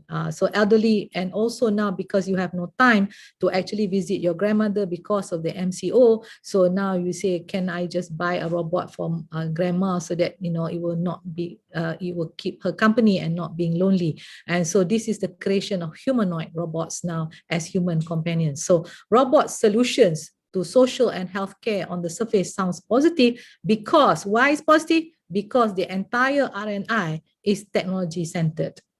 Okay, this has been the way we teach graduate students, right? You ask the question, what is the problem statement? And then we say, what is your solution? And then we say, explain your solution. which in terms of its principles and function, and why is your solution better than the existing solution? And then is there potential for commercialization? So these are the standard questions that we ask, and it comes out in the grants, and how we answer them is how we get the grant money to do research. But when we start to do this, and in actual fact, we are placing technology in the center. And if you take just care bots, right, put technology in the center, and you see now care bots now as a solution to problem. Problem statement, we don't have time now to take care of elderly, but everybody is busy. So, but the elderly is at home and we need help. So what is the help? The solution is the care bots. So basically, replacement of labor is an answer. So enhancing technology so that it can now perform all the function of a human caregiver. Okay, one. Then we say autonomy. So because now we're paying a lot of money for the robot, we want the robot to be able to do more and more, you know, model 1, model 2, model 3, version 4, all should now do better and better because we are willing to pay more. So therefore, we want the robot to become autonomous, meaning be able to do more and more work without human supervision to the end point that the robot can now replace the human caregiver. Then we talk about social companion. Wow, important that we make sure that the robot does not look very much like a human. So that you differentiate, because people are complaining that they are now seeing themselves and making this robot as and having emotional entanglement with the robot because the robot is very much humanoid. So we make sure the robot look like a robot so that you can differentiate that this is a robot and not a human companion. And then, you know, to actually, or the robot can look like an animal, like a teddy bear, you know, so that it can gain love and trust. And then you say safety and avoidance. This is done. Don't worry, the robot law is there, that it's done to prevent any harm. Robots will not harm people and therefore gain public trust. And then we say, problem, the robot cannot reason. This is a problem. The robot cannot reason. Therefore, the robot cannot tell whether it's doing a right or wrong thing. And the robot also cannot reflect upon what it does, whether it is a bad thing that it's doing. So what do we say? How do we solve this problem? We put moral reasoning to the robot. So now at MIT, they are now teaching morality to robots. All right. So basically, this is real. This is happening. So basically, ladies and gentlemen, we can continue to ask the questions of how to provide solutions to become better and better. And science can continue to answer them so that the care bot now is now becoming like a human being. But the question we need to ask is, how far do we want to go? And how far do we want to go to play God? So these are some of the questions that we need to ask. And this is what Tim Cook has to say. I don't have a problem when the computer starts to think like a human, but I do have a problem when the human is thinking like a computer. And this I see with what Professor Emeritus Osman Bakar is saying, bring truth back to the classroom. And I think this is a right time to also now initiate the fact that we need to now tell the truth about what is happening with the care bot, and we need to tell the truth by putting the human in the center. If you now put technology in the center, there's so much that can be done. But if you put the human in the center, you see a lot of ethical concern that now when you face the truth, the ethical concern that needs to be there when you want to address for the care bots. Like, for example, in replacement of labor, are robots introduced to solve problem in healthcare and elderly, or are they introduced to save money by replacing the human caregivers with the robots and to help the robotic research and industry to flourish, right? So when nurses or maids are difficult to get, especially now with the MCO, you cannot bring in maids, you cannot have enough, you cannot have maid, and you are stuck with work from home. Are the elderly now being abandoned by handing them over to robots devoid of human contact? So what will happen now? What happens now to Malaysia's family structure? Do we really attain good healthcare by robots, or are we now just covering our guilt by having these robots, right? So autonomy, if robots are autonomous and used in therapy for children, should the robot be supervised? And what exactly and how much should it do without direct human intervention? In terms of responsibility, well, who's responsible if the accident happens? Like when you have this assisted surgery, if the surgeon only control when the nanobots go into the eye and when the nanobots come out. So if the nanobots create problem in the eye, who's responsible? All right, and the role and task. So what exactly is the role of the robot and what exactly is the role of the human? And should robots take over everything that human care does, or maybe we should do this 50-50? And if the human is not responsible for what the robot does, can now the human be assuming responsibility for if something goes wrong? Then what about moral reasoning? What if the elderly refuse to take medication? The robot will remind, the robot will go, the robot will give the medication, but the elderly refuse to take the medication. Does the robot allow now the elderly person to die? What about trust? As the robot become more autonomous, shall we trust the ill, the elderly, the children now to the care of the robots? And deception, let's talk about deception. If robots are used as a social companion, are they given other roles which now, they are given now other roles which now encourage social emotional involvement of the humans, right? And is this not a case of deception? So, and then safety and avoidance of harm. Robots should not harm people and be able to work with that. But what if there is no act? What if there is no policy to certify body to say that the robot is safe? Who will now ensure safety? So you see, when you put human in the center and you talk about the truth about having this care bots, now there's a lot of ethical concerns that we need to address. So there's a lot of issues, gaps and challenges with care bots, and that's how, because of there's no such regulation, the development of care ethics or trust in the ethical design of care bots alone came in, and in view of the limitation of the care bots in providing care to human, is suggested, therefore, that care bots should now play only assistive role in caregiving instead of replacing human caregivers. And the patient should continue to be able to take care of himself as much as possible in conjunction and the use of these robots for specific tasks only, right? And the nurse should continue to play the supervisory role in taking care of the patient, including exercising supervision when the robots are now delegated to do the task. And not only that, the designer of the care bots, the researchers, the scientists themselves are also accountable.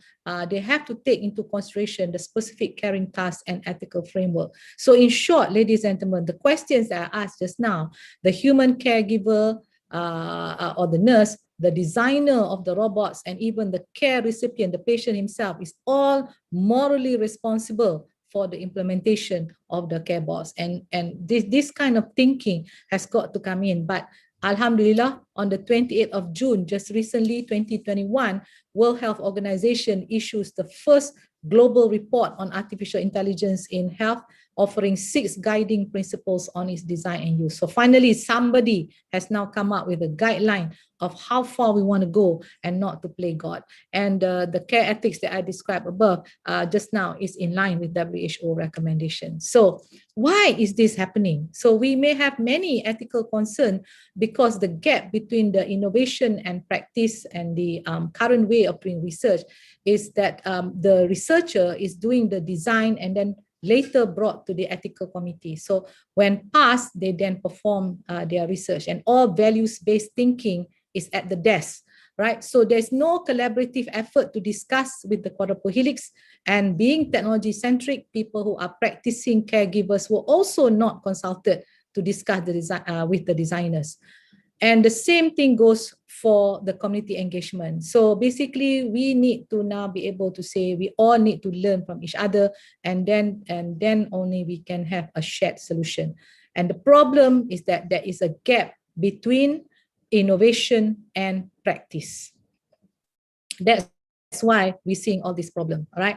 So how do we now bridge that gap between innovation and practice? This is again the topic today, which is RRI, and it should now be aligned to socially desirable and acceptable. The lack of instinct to do the needful should be tackled, basically. To me, you should have known this. We should have called in the caregiver when we are designing this, but we just doesn't do it, right? Because this is not taught to us how we should do things. So this should have been done when we are young, because when we are young, we keep on asking the children, what you going to be when you grow up? Maybe we should change the question now and ask our children, what problem do you want to solve? Because the concept of humanizing education should start from schools.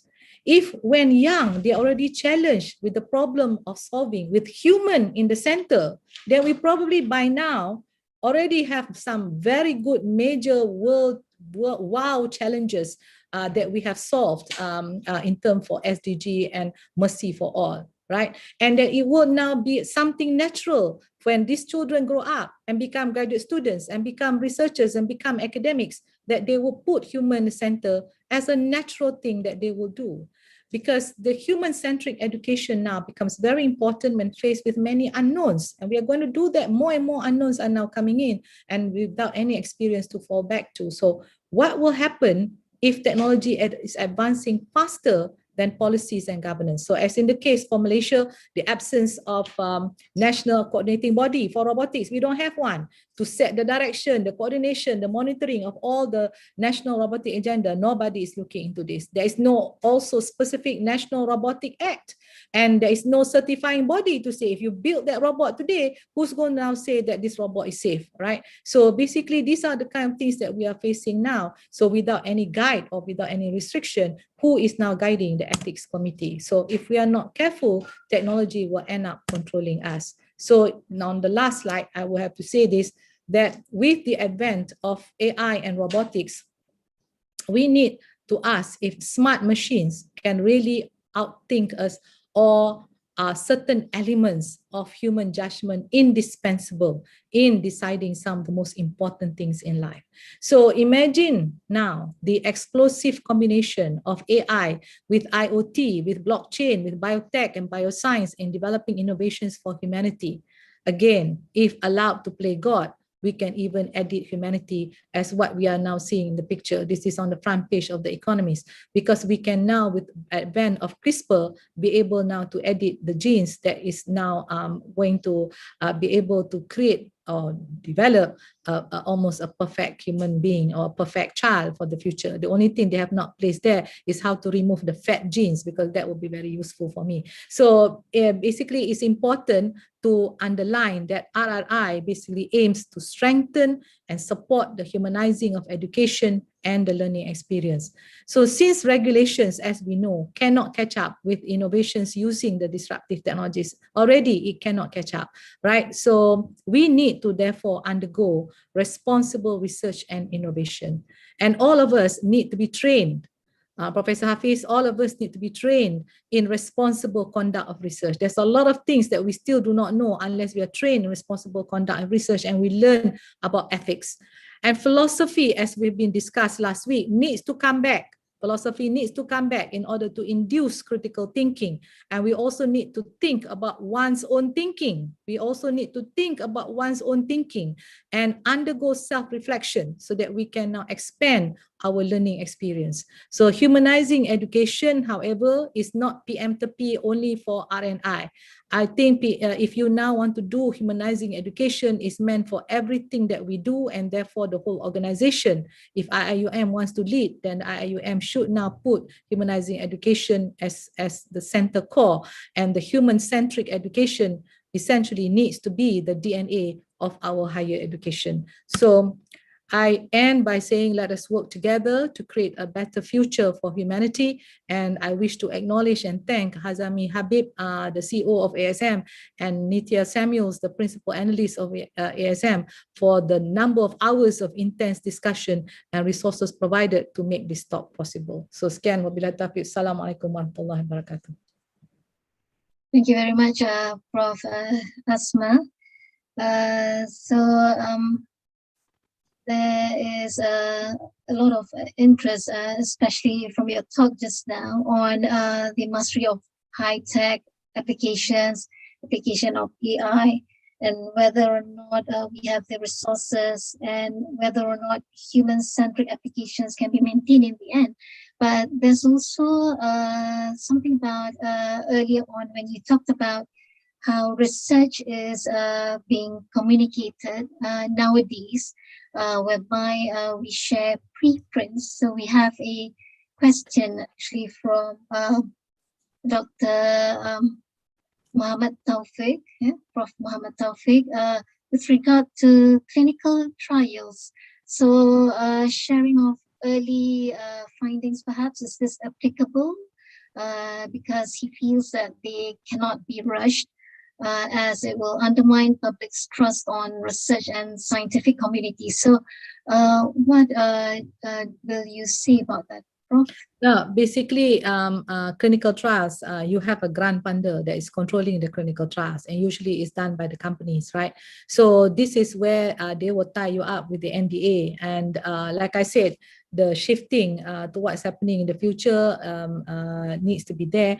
But it doesn't disturb the WhatsApp group or the collaborative group of the clinical trial to discuss the results so that they can now change the clinical trial midway or something because they're already getting some problems. So even among the clinical trialists, they can have the shared communication between them so that they can now say, because in the clinical trial is usually done in various countries simultaneously, and you're going to see some side effects, and these side effects need to be communicated quite fast to what's happening in the group. So I'm saying when you talk about open access, it's open access at many levels, and the real open access platform that we share for the global, that is another level. So when we talk about the concept of accessibility of knowledge and rapid transfer of that knowledge to the people in the group, that remember when I talk about the collaborative group in the future with people discussing very fast, and that whatever you're discovering now, you are telling within the group and you get the feedback. Yeah, I'm getting this thing from Salvador, I'm getting this thing from South Africa, I'm getting the same symptoms coming in. So this kind of information is important. So to answer your question, in a clinical trial, I think you are tied by NDA, and there's no way the grant funder will allow you to simply put the knowledge being accessible to the outside world that fast. So please, there must be some level of thinking here how this thing is being done. It's not like everybody is rushing for that. Each one of us is still tied to the grant funder, and the grant funder will now tell you what is now made accessible or not made accessible. Okay, thank you. And also, in relation to that, Prof. Asma, with regard to sharing of premature sharing of results with non-experts, there is that recent online uproar regarding ivermectin. The question is by Dr. Hidayatul Razia. So she asked, how do we encourage sharing with the community and still make sure that the results shared are responsible? That is my the exact thing that I was gonna say. With open access, it has also other risks involved with open access. You now need to take it with also a grain of salt, right? What is correct and what is not correct. So right now, globally, even you put on Google, you can see a lot of this information, anti-vaccine people coming in, ivermectin coming in. You can read all sorts of things. So at the end of the day, there is still to separate the noise from the signal. That needs to be done. So these are some of the orang kata negatives of open access that we have not yet discussed in detail. So that's why for me, I would at the moment now, since I belong to the old category of still reading articles and not using the open access, I would still go for caliber evidence-based publication and not just something available on the internet. Okay. So, Sri Zul, perhaps we can invite you to say something. Are you there? On responsible sharing of information, research information. I just want to make a comment. I think Asma has hit a lot of nails on his head. The question is we need to have a kind of agreement, a consensus of clarity of where we want to go. I mean, many of the things that she said, we already got it in place, but how do you put it in a very comprehensive way of pushing? She probably summarized it better, that people like me certainly is out of the picture. I don't understand how the thing that she's talking about, you know. But we do understand that we need to have a new platform to move forward. And some of the ideas that were brought in, I think we need to revise them. I mean, we were discussing here a question of golden age of Islam. There's no such thing as golden age of Islam. Islam is golden age all along.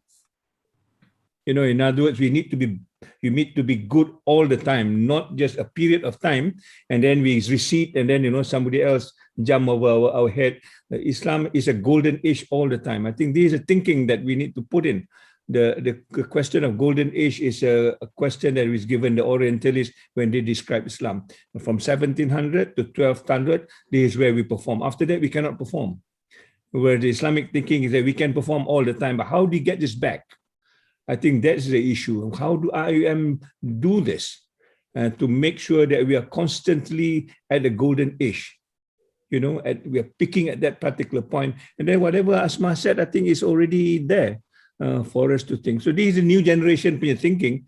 Your generation, Susanna, but my generation, we can just clap and push you forward, and that's about it. You know, maybe Asma can do better, but to me, we need to do something very, very quickly if this Murabbi idea needs to flourish in the immediate future. So there's no other choice. Thanks. Okay, thank you. Tan Sri, ada question from Dr. Aida Nusharini. She's asking you if you could, but use one word that everyone needs to instill in them in order to attain the golden age. What would that be?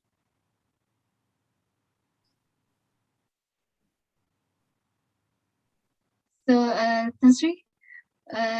Well, I think we have got the capacity to do it. I think we need to make up our minds what we want to do next, and this is where I think this whole idea of what do you call it? This I don't know whether I can show this to you. Cannot see. Kita punya futures and stuff, and that's how USM does it. When we got our black book, Asma was very much part of this. You know, that at that time we learned how to sleep standing. As Asma, if you remember, you know, there's no time to rest at all. How to push university forward, and we can work together as much as possible. So this whole idea of the futures is to reinvent this. You know, unless you talk about the future the way it was presented to you from the scientific dimension, there's no way we're going to arrive at this. So how do you bring this into place? So when we move next year, 2020, 2022, my tagline will be leading the way, leading the world. Are we ready to lead the world at that particular point? If you don't push that, then the glass ceiling is still there all the time. You know, that we still want to play the comfort zone kind of a thing. You know, things like that. There's no time for it anymore. Either you make it now. The COVID bagi saya is a blessing in disguise. It's a kind of wake up call for us. If we don't take this opportunity, the next COVID we will disappear. I can tell you that, because we are never ready. And we have not been taking the opportunity to everything that Asma has done the homework for you. Now it's a matter of just putting it into practice. Taking it up, yeah? Taking it up. Work this very quickly, inshallah. Yeah. Okay, thank you very much, Ms. Rizal. I see Professor Hafiz, you have actually opened your camera. Perhaps you have a question for Prof. Asma?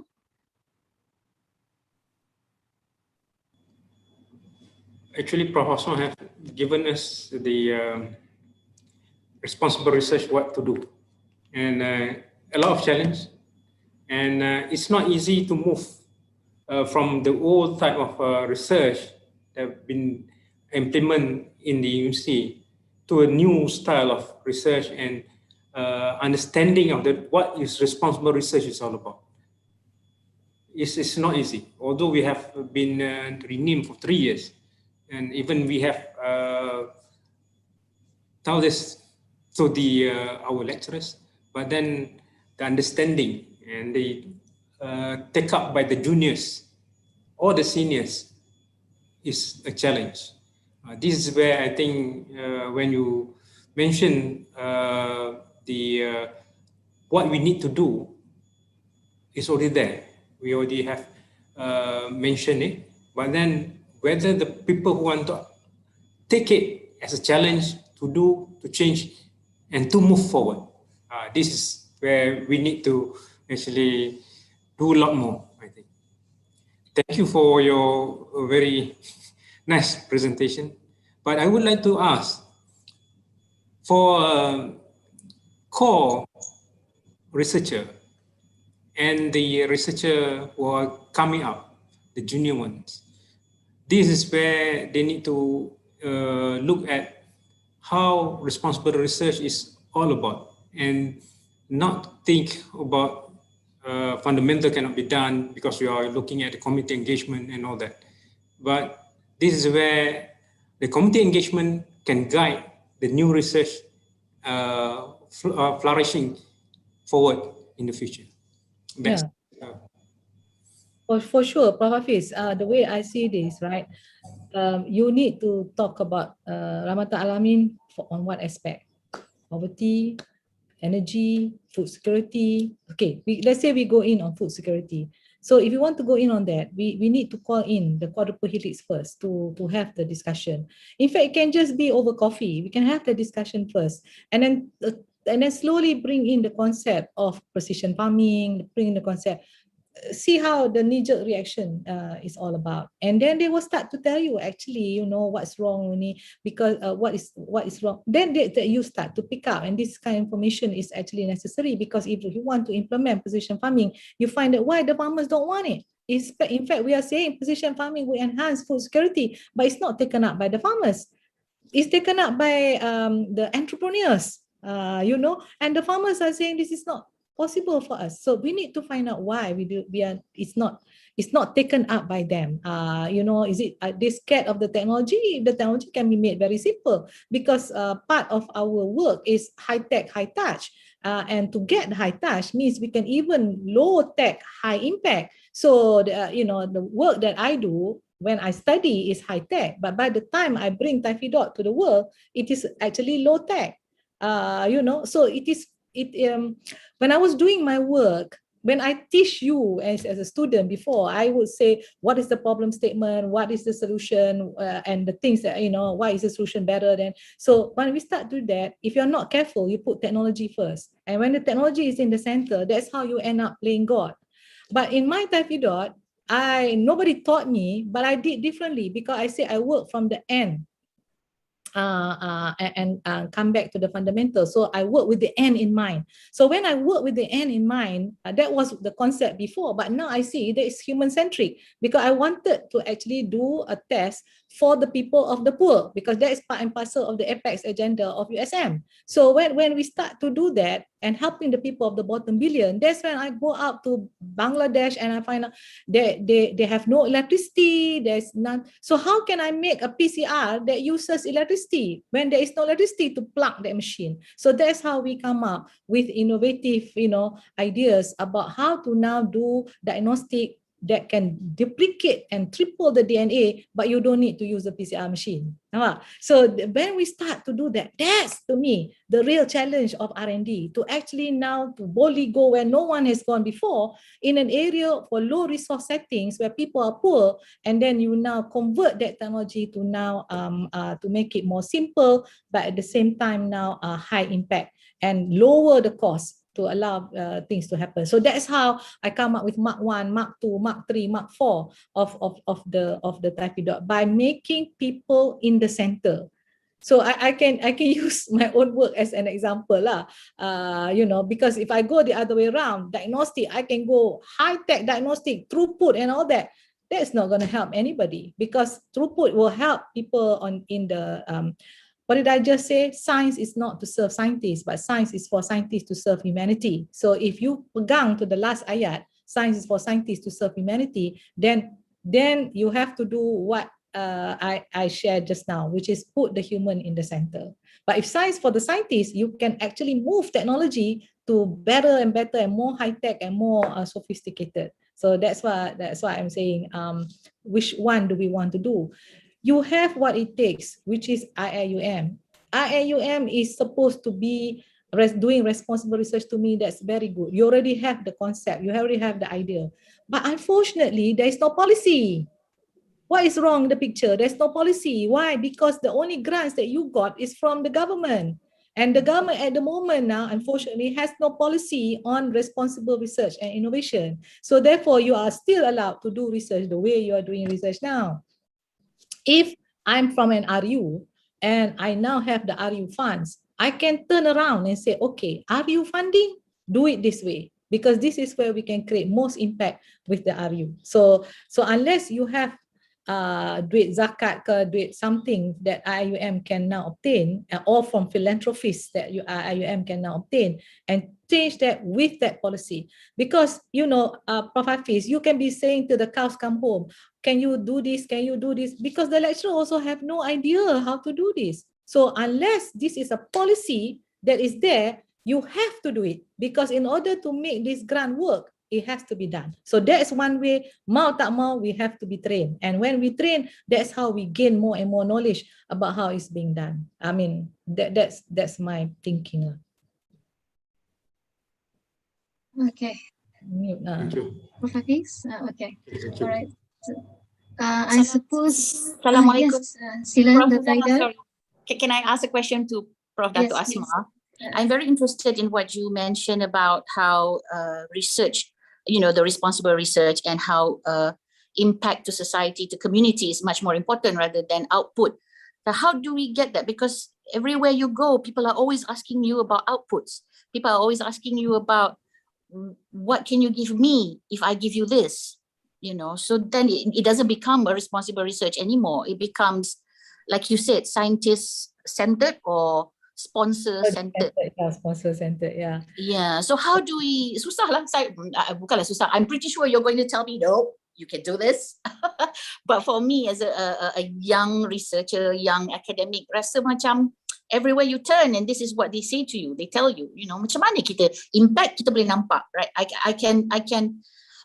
can already imagine, I can already foresee what my research or what my services can give an impact to community. Tapi, you know, nothing is free and nothing is cheap now, as you say. Technology is also very expensive.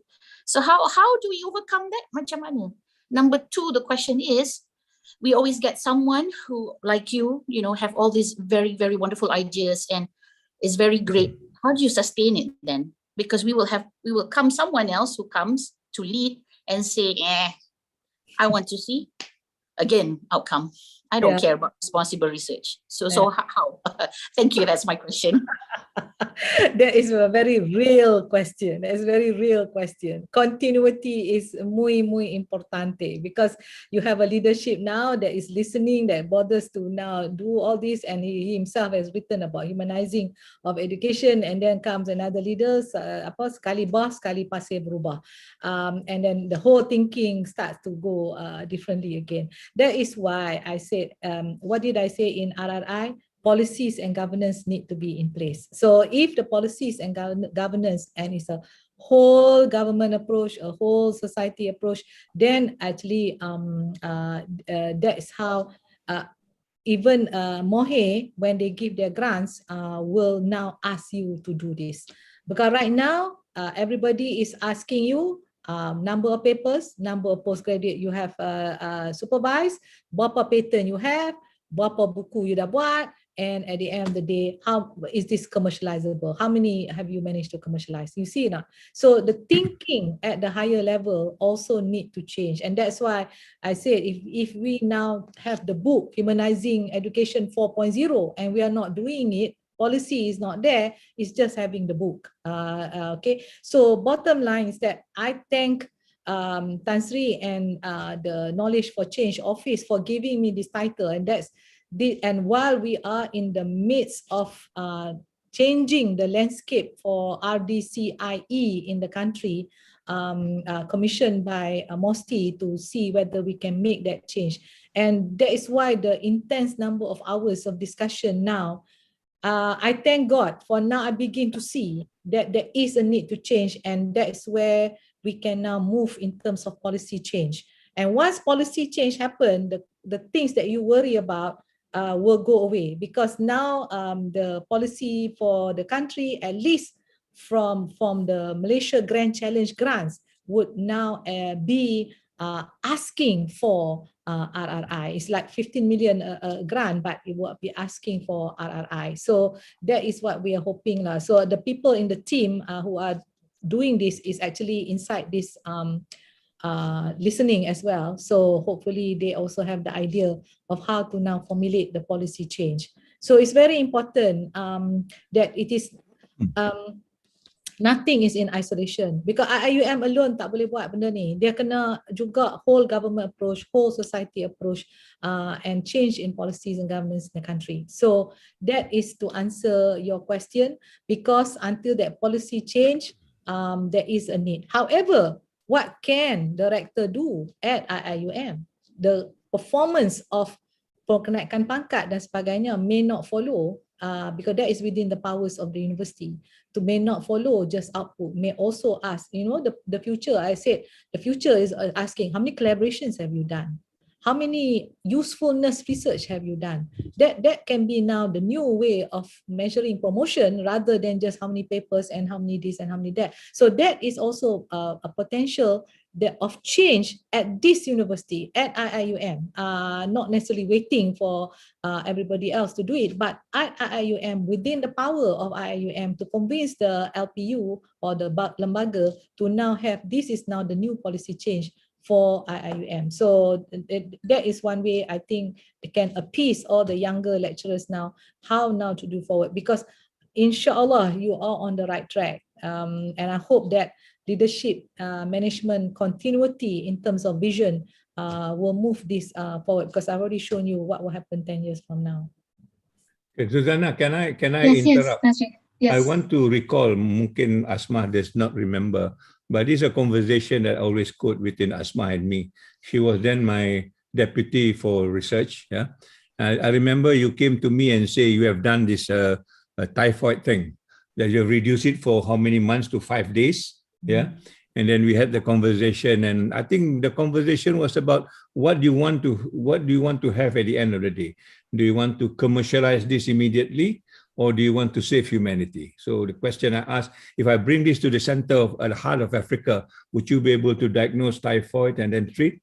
And she said no, because there's this cold chain, there's electricity, blah, blah, blah, the way she described it in Bangladesh. So we agreed, give you another 3 months, come back and see what you can do with it so that you can bring it to heart of Africa. And she come back with the PCR. And now from 5 days to 10 minutes, or is it 15 minutes? 3 minutes. 3 minutes, using this pregnancy test. I remember this because I think it is a total change of what USM is all about. But she complained to me, I will not get my professorship. I say, why? Because she needs to bring money. From the PCR, if she sell, from the typhoid thing, if she sells, she can bring probably how many millions that we require. And then if you do this PCR test, only 10 ringgit per piece, I think that she will not be able to bring the millions that we expect professor to bring. So we changed the game. You say, look, for you, it's not about how much money you bring. For you, it's about how many lives do you save. That's right. We changed the policy immediately. And she bring the PCR, and we glad to do it, because immediately I think it was endorsed by WHO. It was taken by how many countries, and we save lives, and that the number of lives that we save is just so much more than the millions that we are expecting. And then we were targeting the bottom billions. We are actually on the dot as far as bottom billion is concerned. So the lesson that I learned from this is the university must have the courage to pursue and to support people who wants to do things. You don't have to wait for Kementerian to tell you what to do. It's your university, we decide what to do, and then we moved on. We shape our policy, we do our governance, and that's why USM pada tu was called University Suka Melawan. And we changed it because we think it meets our objective. And for IUM, this must happen. If you wait for the ministry to give you things, it will happen, but probably when the train has passed, then it will happen. Nothing will happen immediately the way we want to do it. So this is a classical example, a living example. If you can't learn from this, then I think we are just bad luck. And we need to be accountable for what we do. I'm glad that this is taking place. This is a real situation that the university needs to decide where to go, what to do, and do it immediately. You have the boss here, KCA. The KCA will crack the whip and will ruffle some feathers. hopefully, and then we will on our way, inshallah. Yeah. So thanks so much, Asma. Okay. I think it rekindles a lot of what they call inspiration on this. Thanks. Thank you. Thank you very much, Tansri. I'm looking at YouTube, Prof. Asma. So one question is from Dr. Muhammad Alwi. So he says, as a scholar, one of the major challenges besides funding is networking, not only with experts, but also the community to provide the real life problems and issues. How are we tackling this issue? So I think most of it have been answered through your feedback just now. Yeah. That is one. But another is from Professor Aiman Nariman. Thank you, Prof. Asma. Just sharing that one ethics issue in predictive technology is how do we reduce bias in creating the technology. So this is wider than gender. So please, will you say something about this? I'm not familiar. Soalan dia tu apa sebenarnya? Ini Technology you don't take into account gender ke macam mana? To reduce bias in creating the technology. Perhaps, Professor Aiman is in YouTube. This is to do with AI, perhaps, Prof? Shall I read it again? Just sharing that one ethics issue in predictive technology is how do we reduce bias in creating the technology. So this is wider than gender. So, meaning, is it something to do with playing with God? I don't think that I can answer that. I think when you want to talk about that, that's why the concept of RRI is all about. It's about discussing whether bias is part of it or not part of it. You know, like I give you the example of the care boards. When you put the care boards in the center, there's so many ethical concerns. But at the end of the day, the robot is not responsible. At the end of the day, the patient, the nurse, and the designer are all responsible. So who will come to that conclusion? When you are talking about all this, there must be some guideline. So that's why I say even in technology, when you're developing technology, sometimes you don't need that technology at all.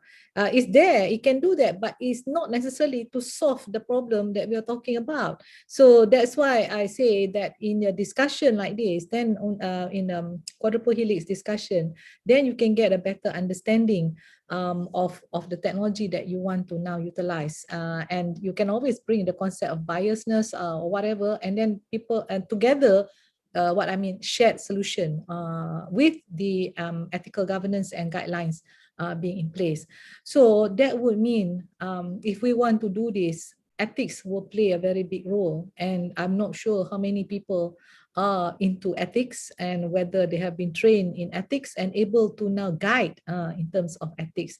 And that's why I asked Dr. Hafiz at the Kuantan campus RMC to bring responsible conduct of research to the IIUM in Kuantan, but it has to go to even the whole of IIUM if we now want to move for responsible conduct of research. People need to be aware about ethics. There are so many things that we think is ethical, but actually it's not.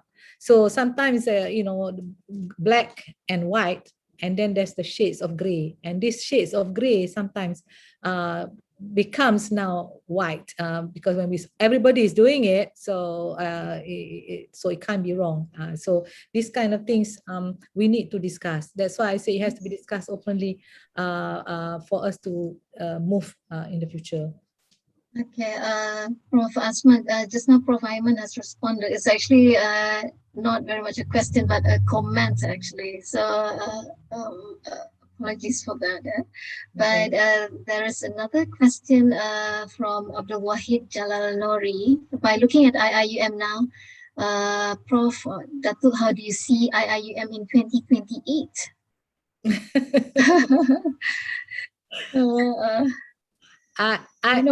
Let me put you this way.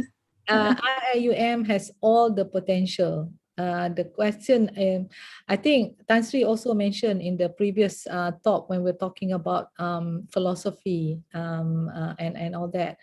You have everything, is whether you want to do it. If you want to do it, then you can do it. If you don't want to do it, then you can't.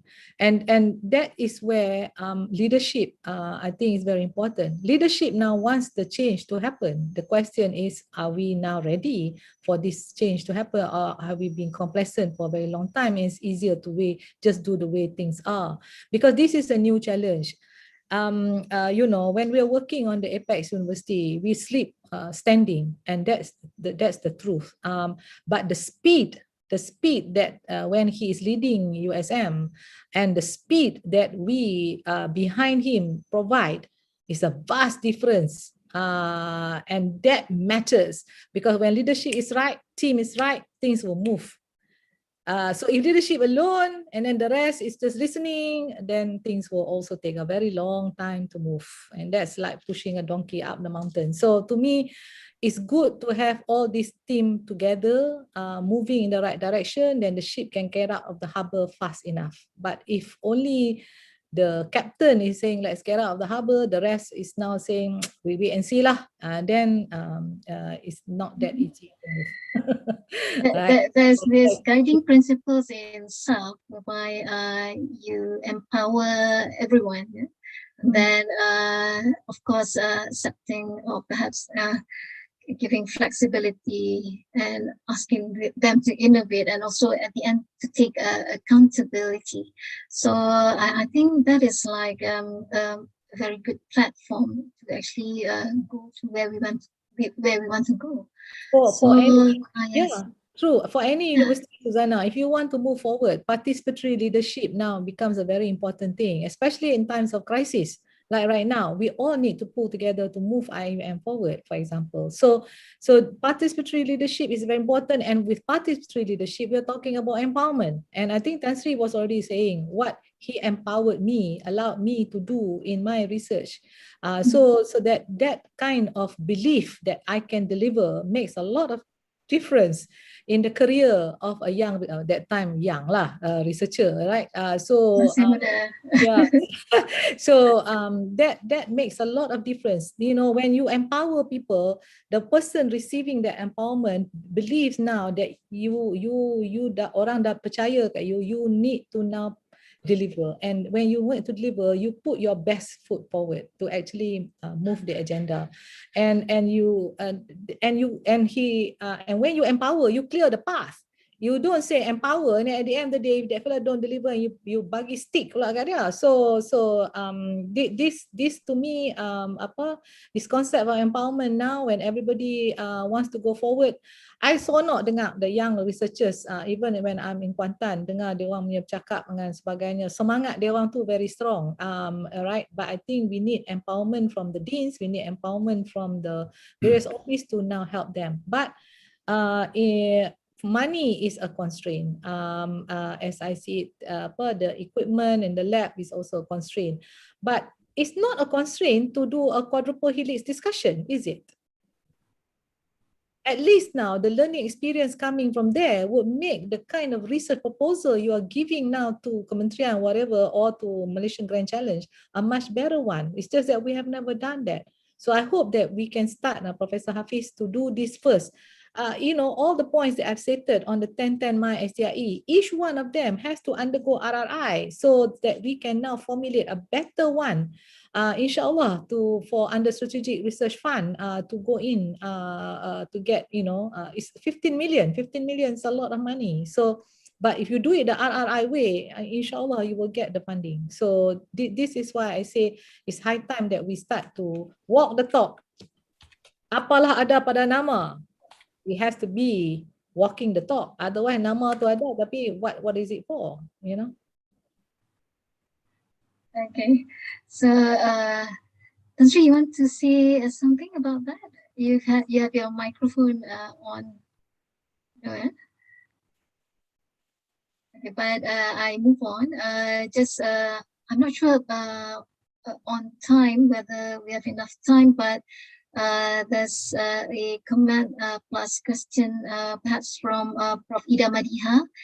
There is this view that AI should be given a separate legal personality like corporations so that it can assert rights and have liability. Is this humanizing the robots as we start to treat the robots like humans legally? So this view is that since in the future we can embed sentience into robots, there is not much difference between robots and humans. So actually a lot on AI interest in I think presented just now. yeah, the topic on AI is an explosive one because AI is advancing at a very high rate, and the combination of AI with IoT with all those that are discussed about in the term of technology will be explosive. I didn't use the word explosive for nothing. It will be explosive. It will turn around almost everything that we do, and the one that is very much ahead of this AI is China and of course United States. So and the leader of the pack is going to be China on this. We have studied the mega trends in terms of patents. So the how you're going to treat AI, that's why we need guidelines. Otherwise, you can play God with AI. So that's why at least in health, the way AI is being used in health, the harder guideline. But we are, and then of course, Harvard was saying, is it practical to come up with a guideline for everything? You just cannot catch up with what AI can do. So that's why at the end of the day, it comes back to the researcher doing the work, the one who uses the AI, who want to develop the AI. Do they have the responsibility to do responsible things with the AI? So because kadang-kadang dah tak boleh control by means of legality and whatnot, because I don't think at the moment now we have everything on AI, but at least in health, WHO dah keluar. The rest is called ethics. They panggil care ethics in terms of the usage of AI. Yeah. But the law on that belum lagi lah. Belum lagi. Okay. So yes, ethics is absolutely necessary. So again, Prof. Aiman from YouTube said there are AI being used in sentencing guidelines, and so the technology is created supposedly to resolve the human bias in passing sentence, but it's not the case. So like what you mentioned just now. So please, Prof, can we ask about this indigenous technology? So Dr. Azura, I would like to know about indigenous technology and how can we create more of them? Indigenous technology is teknologi yang dibuat oleh anak watan negara. Maknanya indigenous technology are the discoverers of things that we have discovered, and we now change that discovery into a product or innovation that our enterprises can now use. Like for example, when I developed the Typhi Dot, we now commercialize that. The company now takes it up and now becomes a biodiagnostic company that can now use that particular technology. But that technology is totally Malaysian lah. So this is what we mean by indigenous technology or homegrown technology, not adapted and adopted from the United States or something and then turn it around and then saying that this is OEM, whereby we buy people punya technology, we just relabel and call it Malaysian. Itu bukanlah that's when we say technology, we want to have our own car that from A to Z is designed and everything that is every part of it is done by Malaysian. That will be indigenous car. So that's what we mean by indigenous. It's homegrown. Maknanya anak watan sendiri yang menghasilkan the patents, the information, the knowledge in the creation of that. So we have, but we have lost, right? Like for example, Grab is also Malaysian, tapi we lost it to Singapore. The handy drive that we have is also Malaysian, but we lost it to Taiwan. So the ecosystem in the country does not actually quite support ideas, innovative ideas like this. So now that we're looking for unicorns companies like Gojek is a unicorn company, so which makes $1 billion USD, right? So it's all good ideas that we have. So we need an ecosystem. Banyak benda lah kalau saya nak cakap ni, it will kupas many more things. Why indigenous technology also is not taken up. One, I said, the innovation chasm, because we don't work with the industry. So when we don't work in the industry, we don't transfer information. In fact, a majority of the intellectual property, especially from the RUs, the thousands of IP that we have are still locked at the university. It's not yet transferred. So, and because the lack of trust is there, industry pun prefer to beli daripada luar daripada bekerja sama dengan universiti sendiri. You understand? So the lack of trust need to be there. And once this trust becomes, and that's why we need what we call iConnect. We need a neutral entity to actually bring the people together. And that's how academic science doing it, to have iConnect grants that bring with a neutral entity in the center, like HDC for halal, like CREST for moving digital healthcare and all that. So now the neutral entity will bring the industry, bring the academia together to create the product that we need, so that now we can now spawn more and more knowledge-based industries. Nampak tak? Then only we can start to create the ecosystem in the country. Terpaksa lah macam tu. We have to do it. We have to do it because otherwise post-economic recovery will not take place. Okay. I think, thank you, Prof. Perhaps just one last question from Dr. Akram. Many Western organizations use ethics and responsibility to increase their profit. That is why they push for copyright issues, etc. Do we need to redefine what is the right and what is wrong before we start implementing? I think this is the guide that I've already said to you, that tomorrow is about open access. Maknanya sekarang ni all knowledge should be made accessible to everyone, and on platforms that are interoperable, so that you can now utilize a platform without having to pay subscription lah, apalah, you know. So that will be the future. That will be the future. And Malaysia, we dah start. We have the starting, which is the Malaysian Open Science Platform by Academic Science, that now involve 5 universities to put the information, their publication, their whatever into it. And we are linking this now with many countries around the world, supaya sekarang information from those countries will also link into the Malaysian platform. Then our researcher can now deep dive into it and be able to now understand. Like for example, what kind of variants is coming into Malaysia? So by deep diving, you can see all the variants of COVID that is now coming. Where is it coming? So we can now make new predictions about what is going to happen in Malaysia.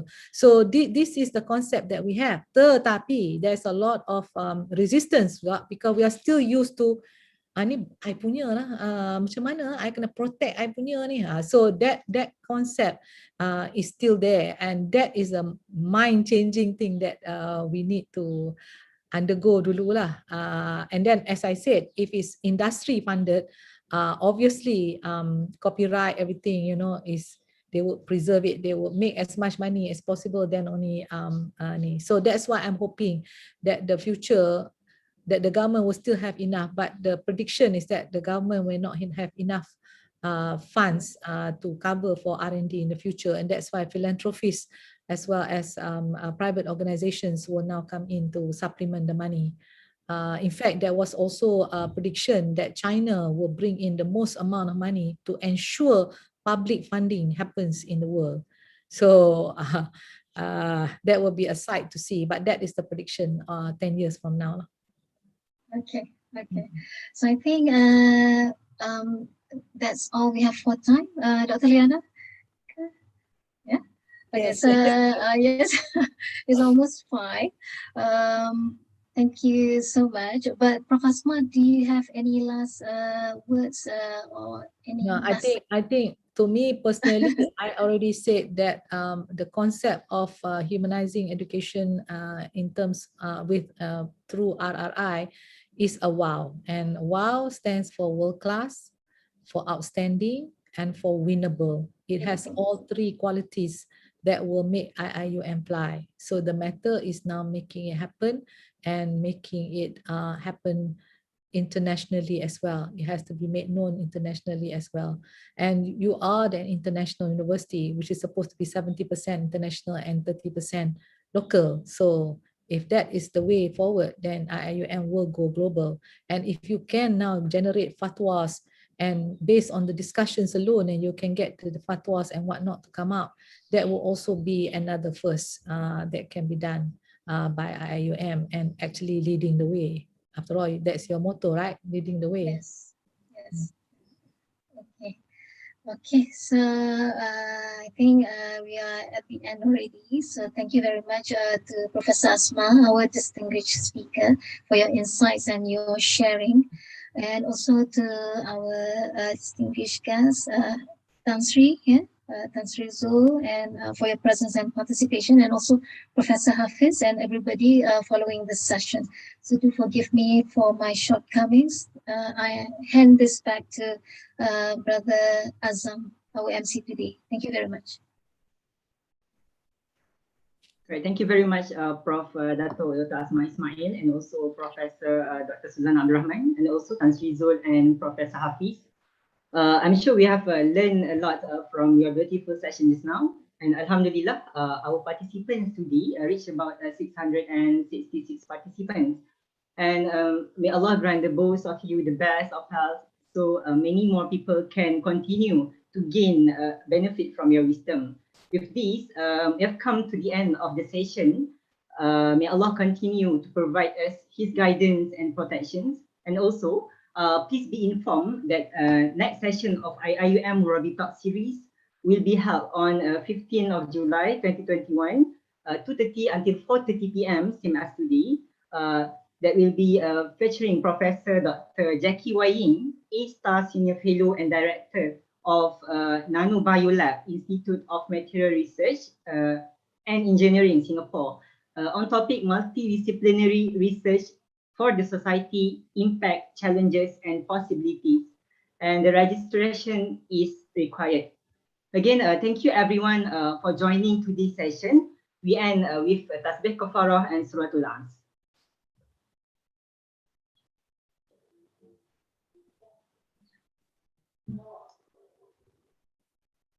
Wabillahi taufiq wal hidayah. Wassalamualaikum warahmatullahi wabarakatuh. Waalaikumsalam.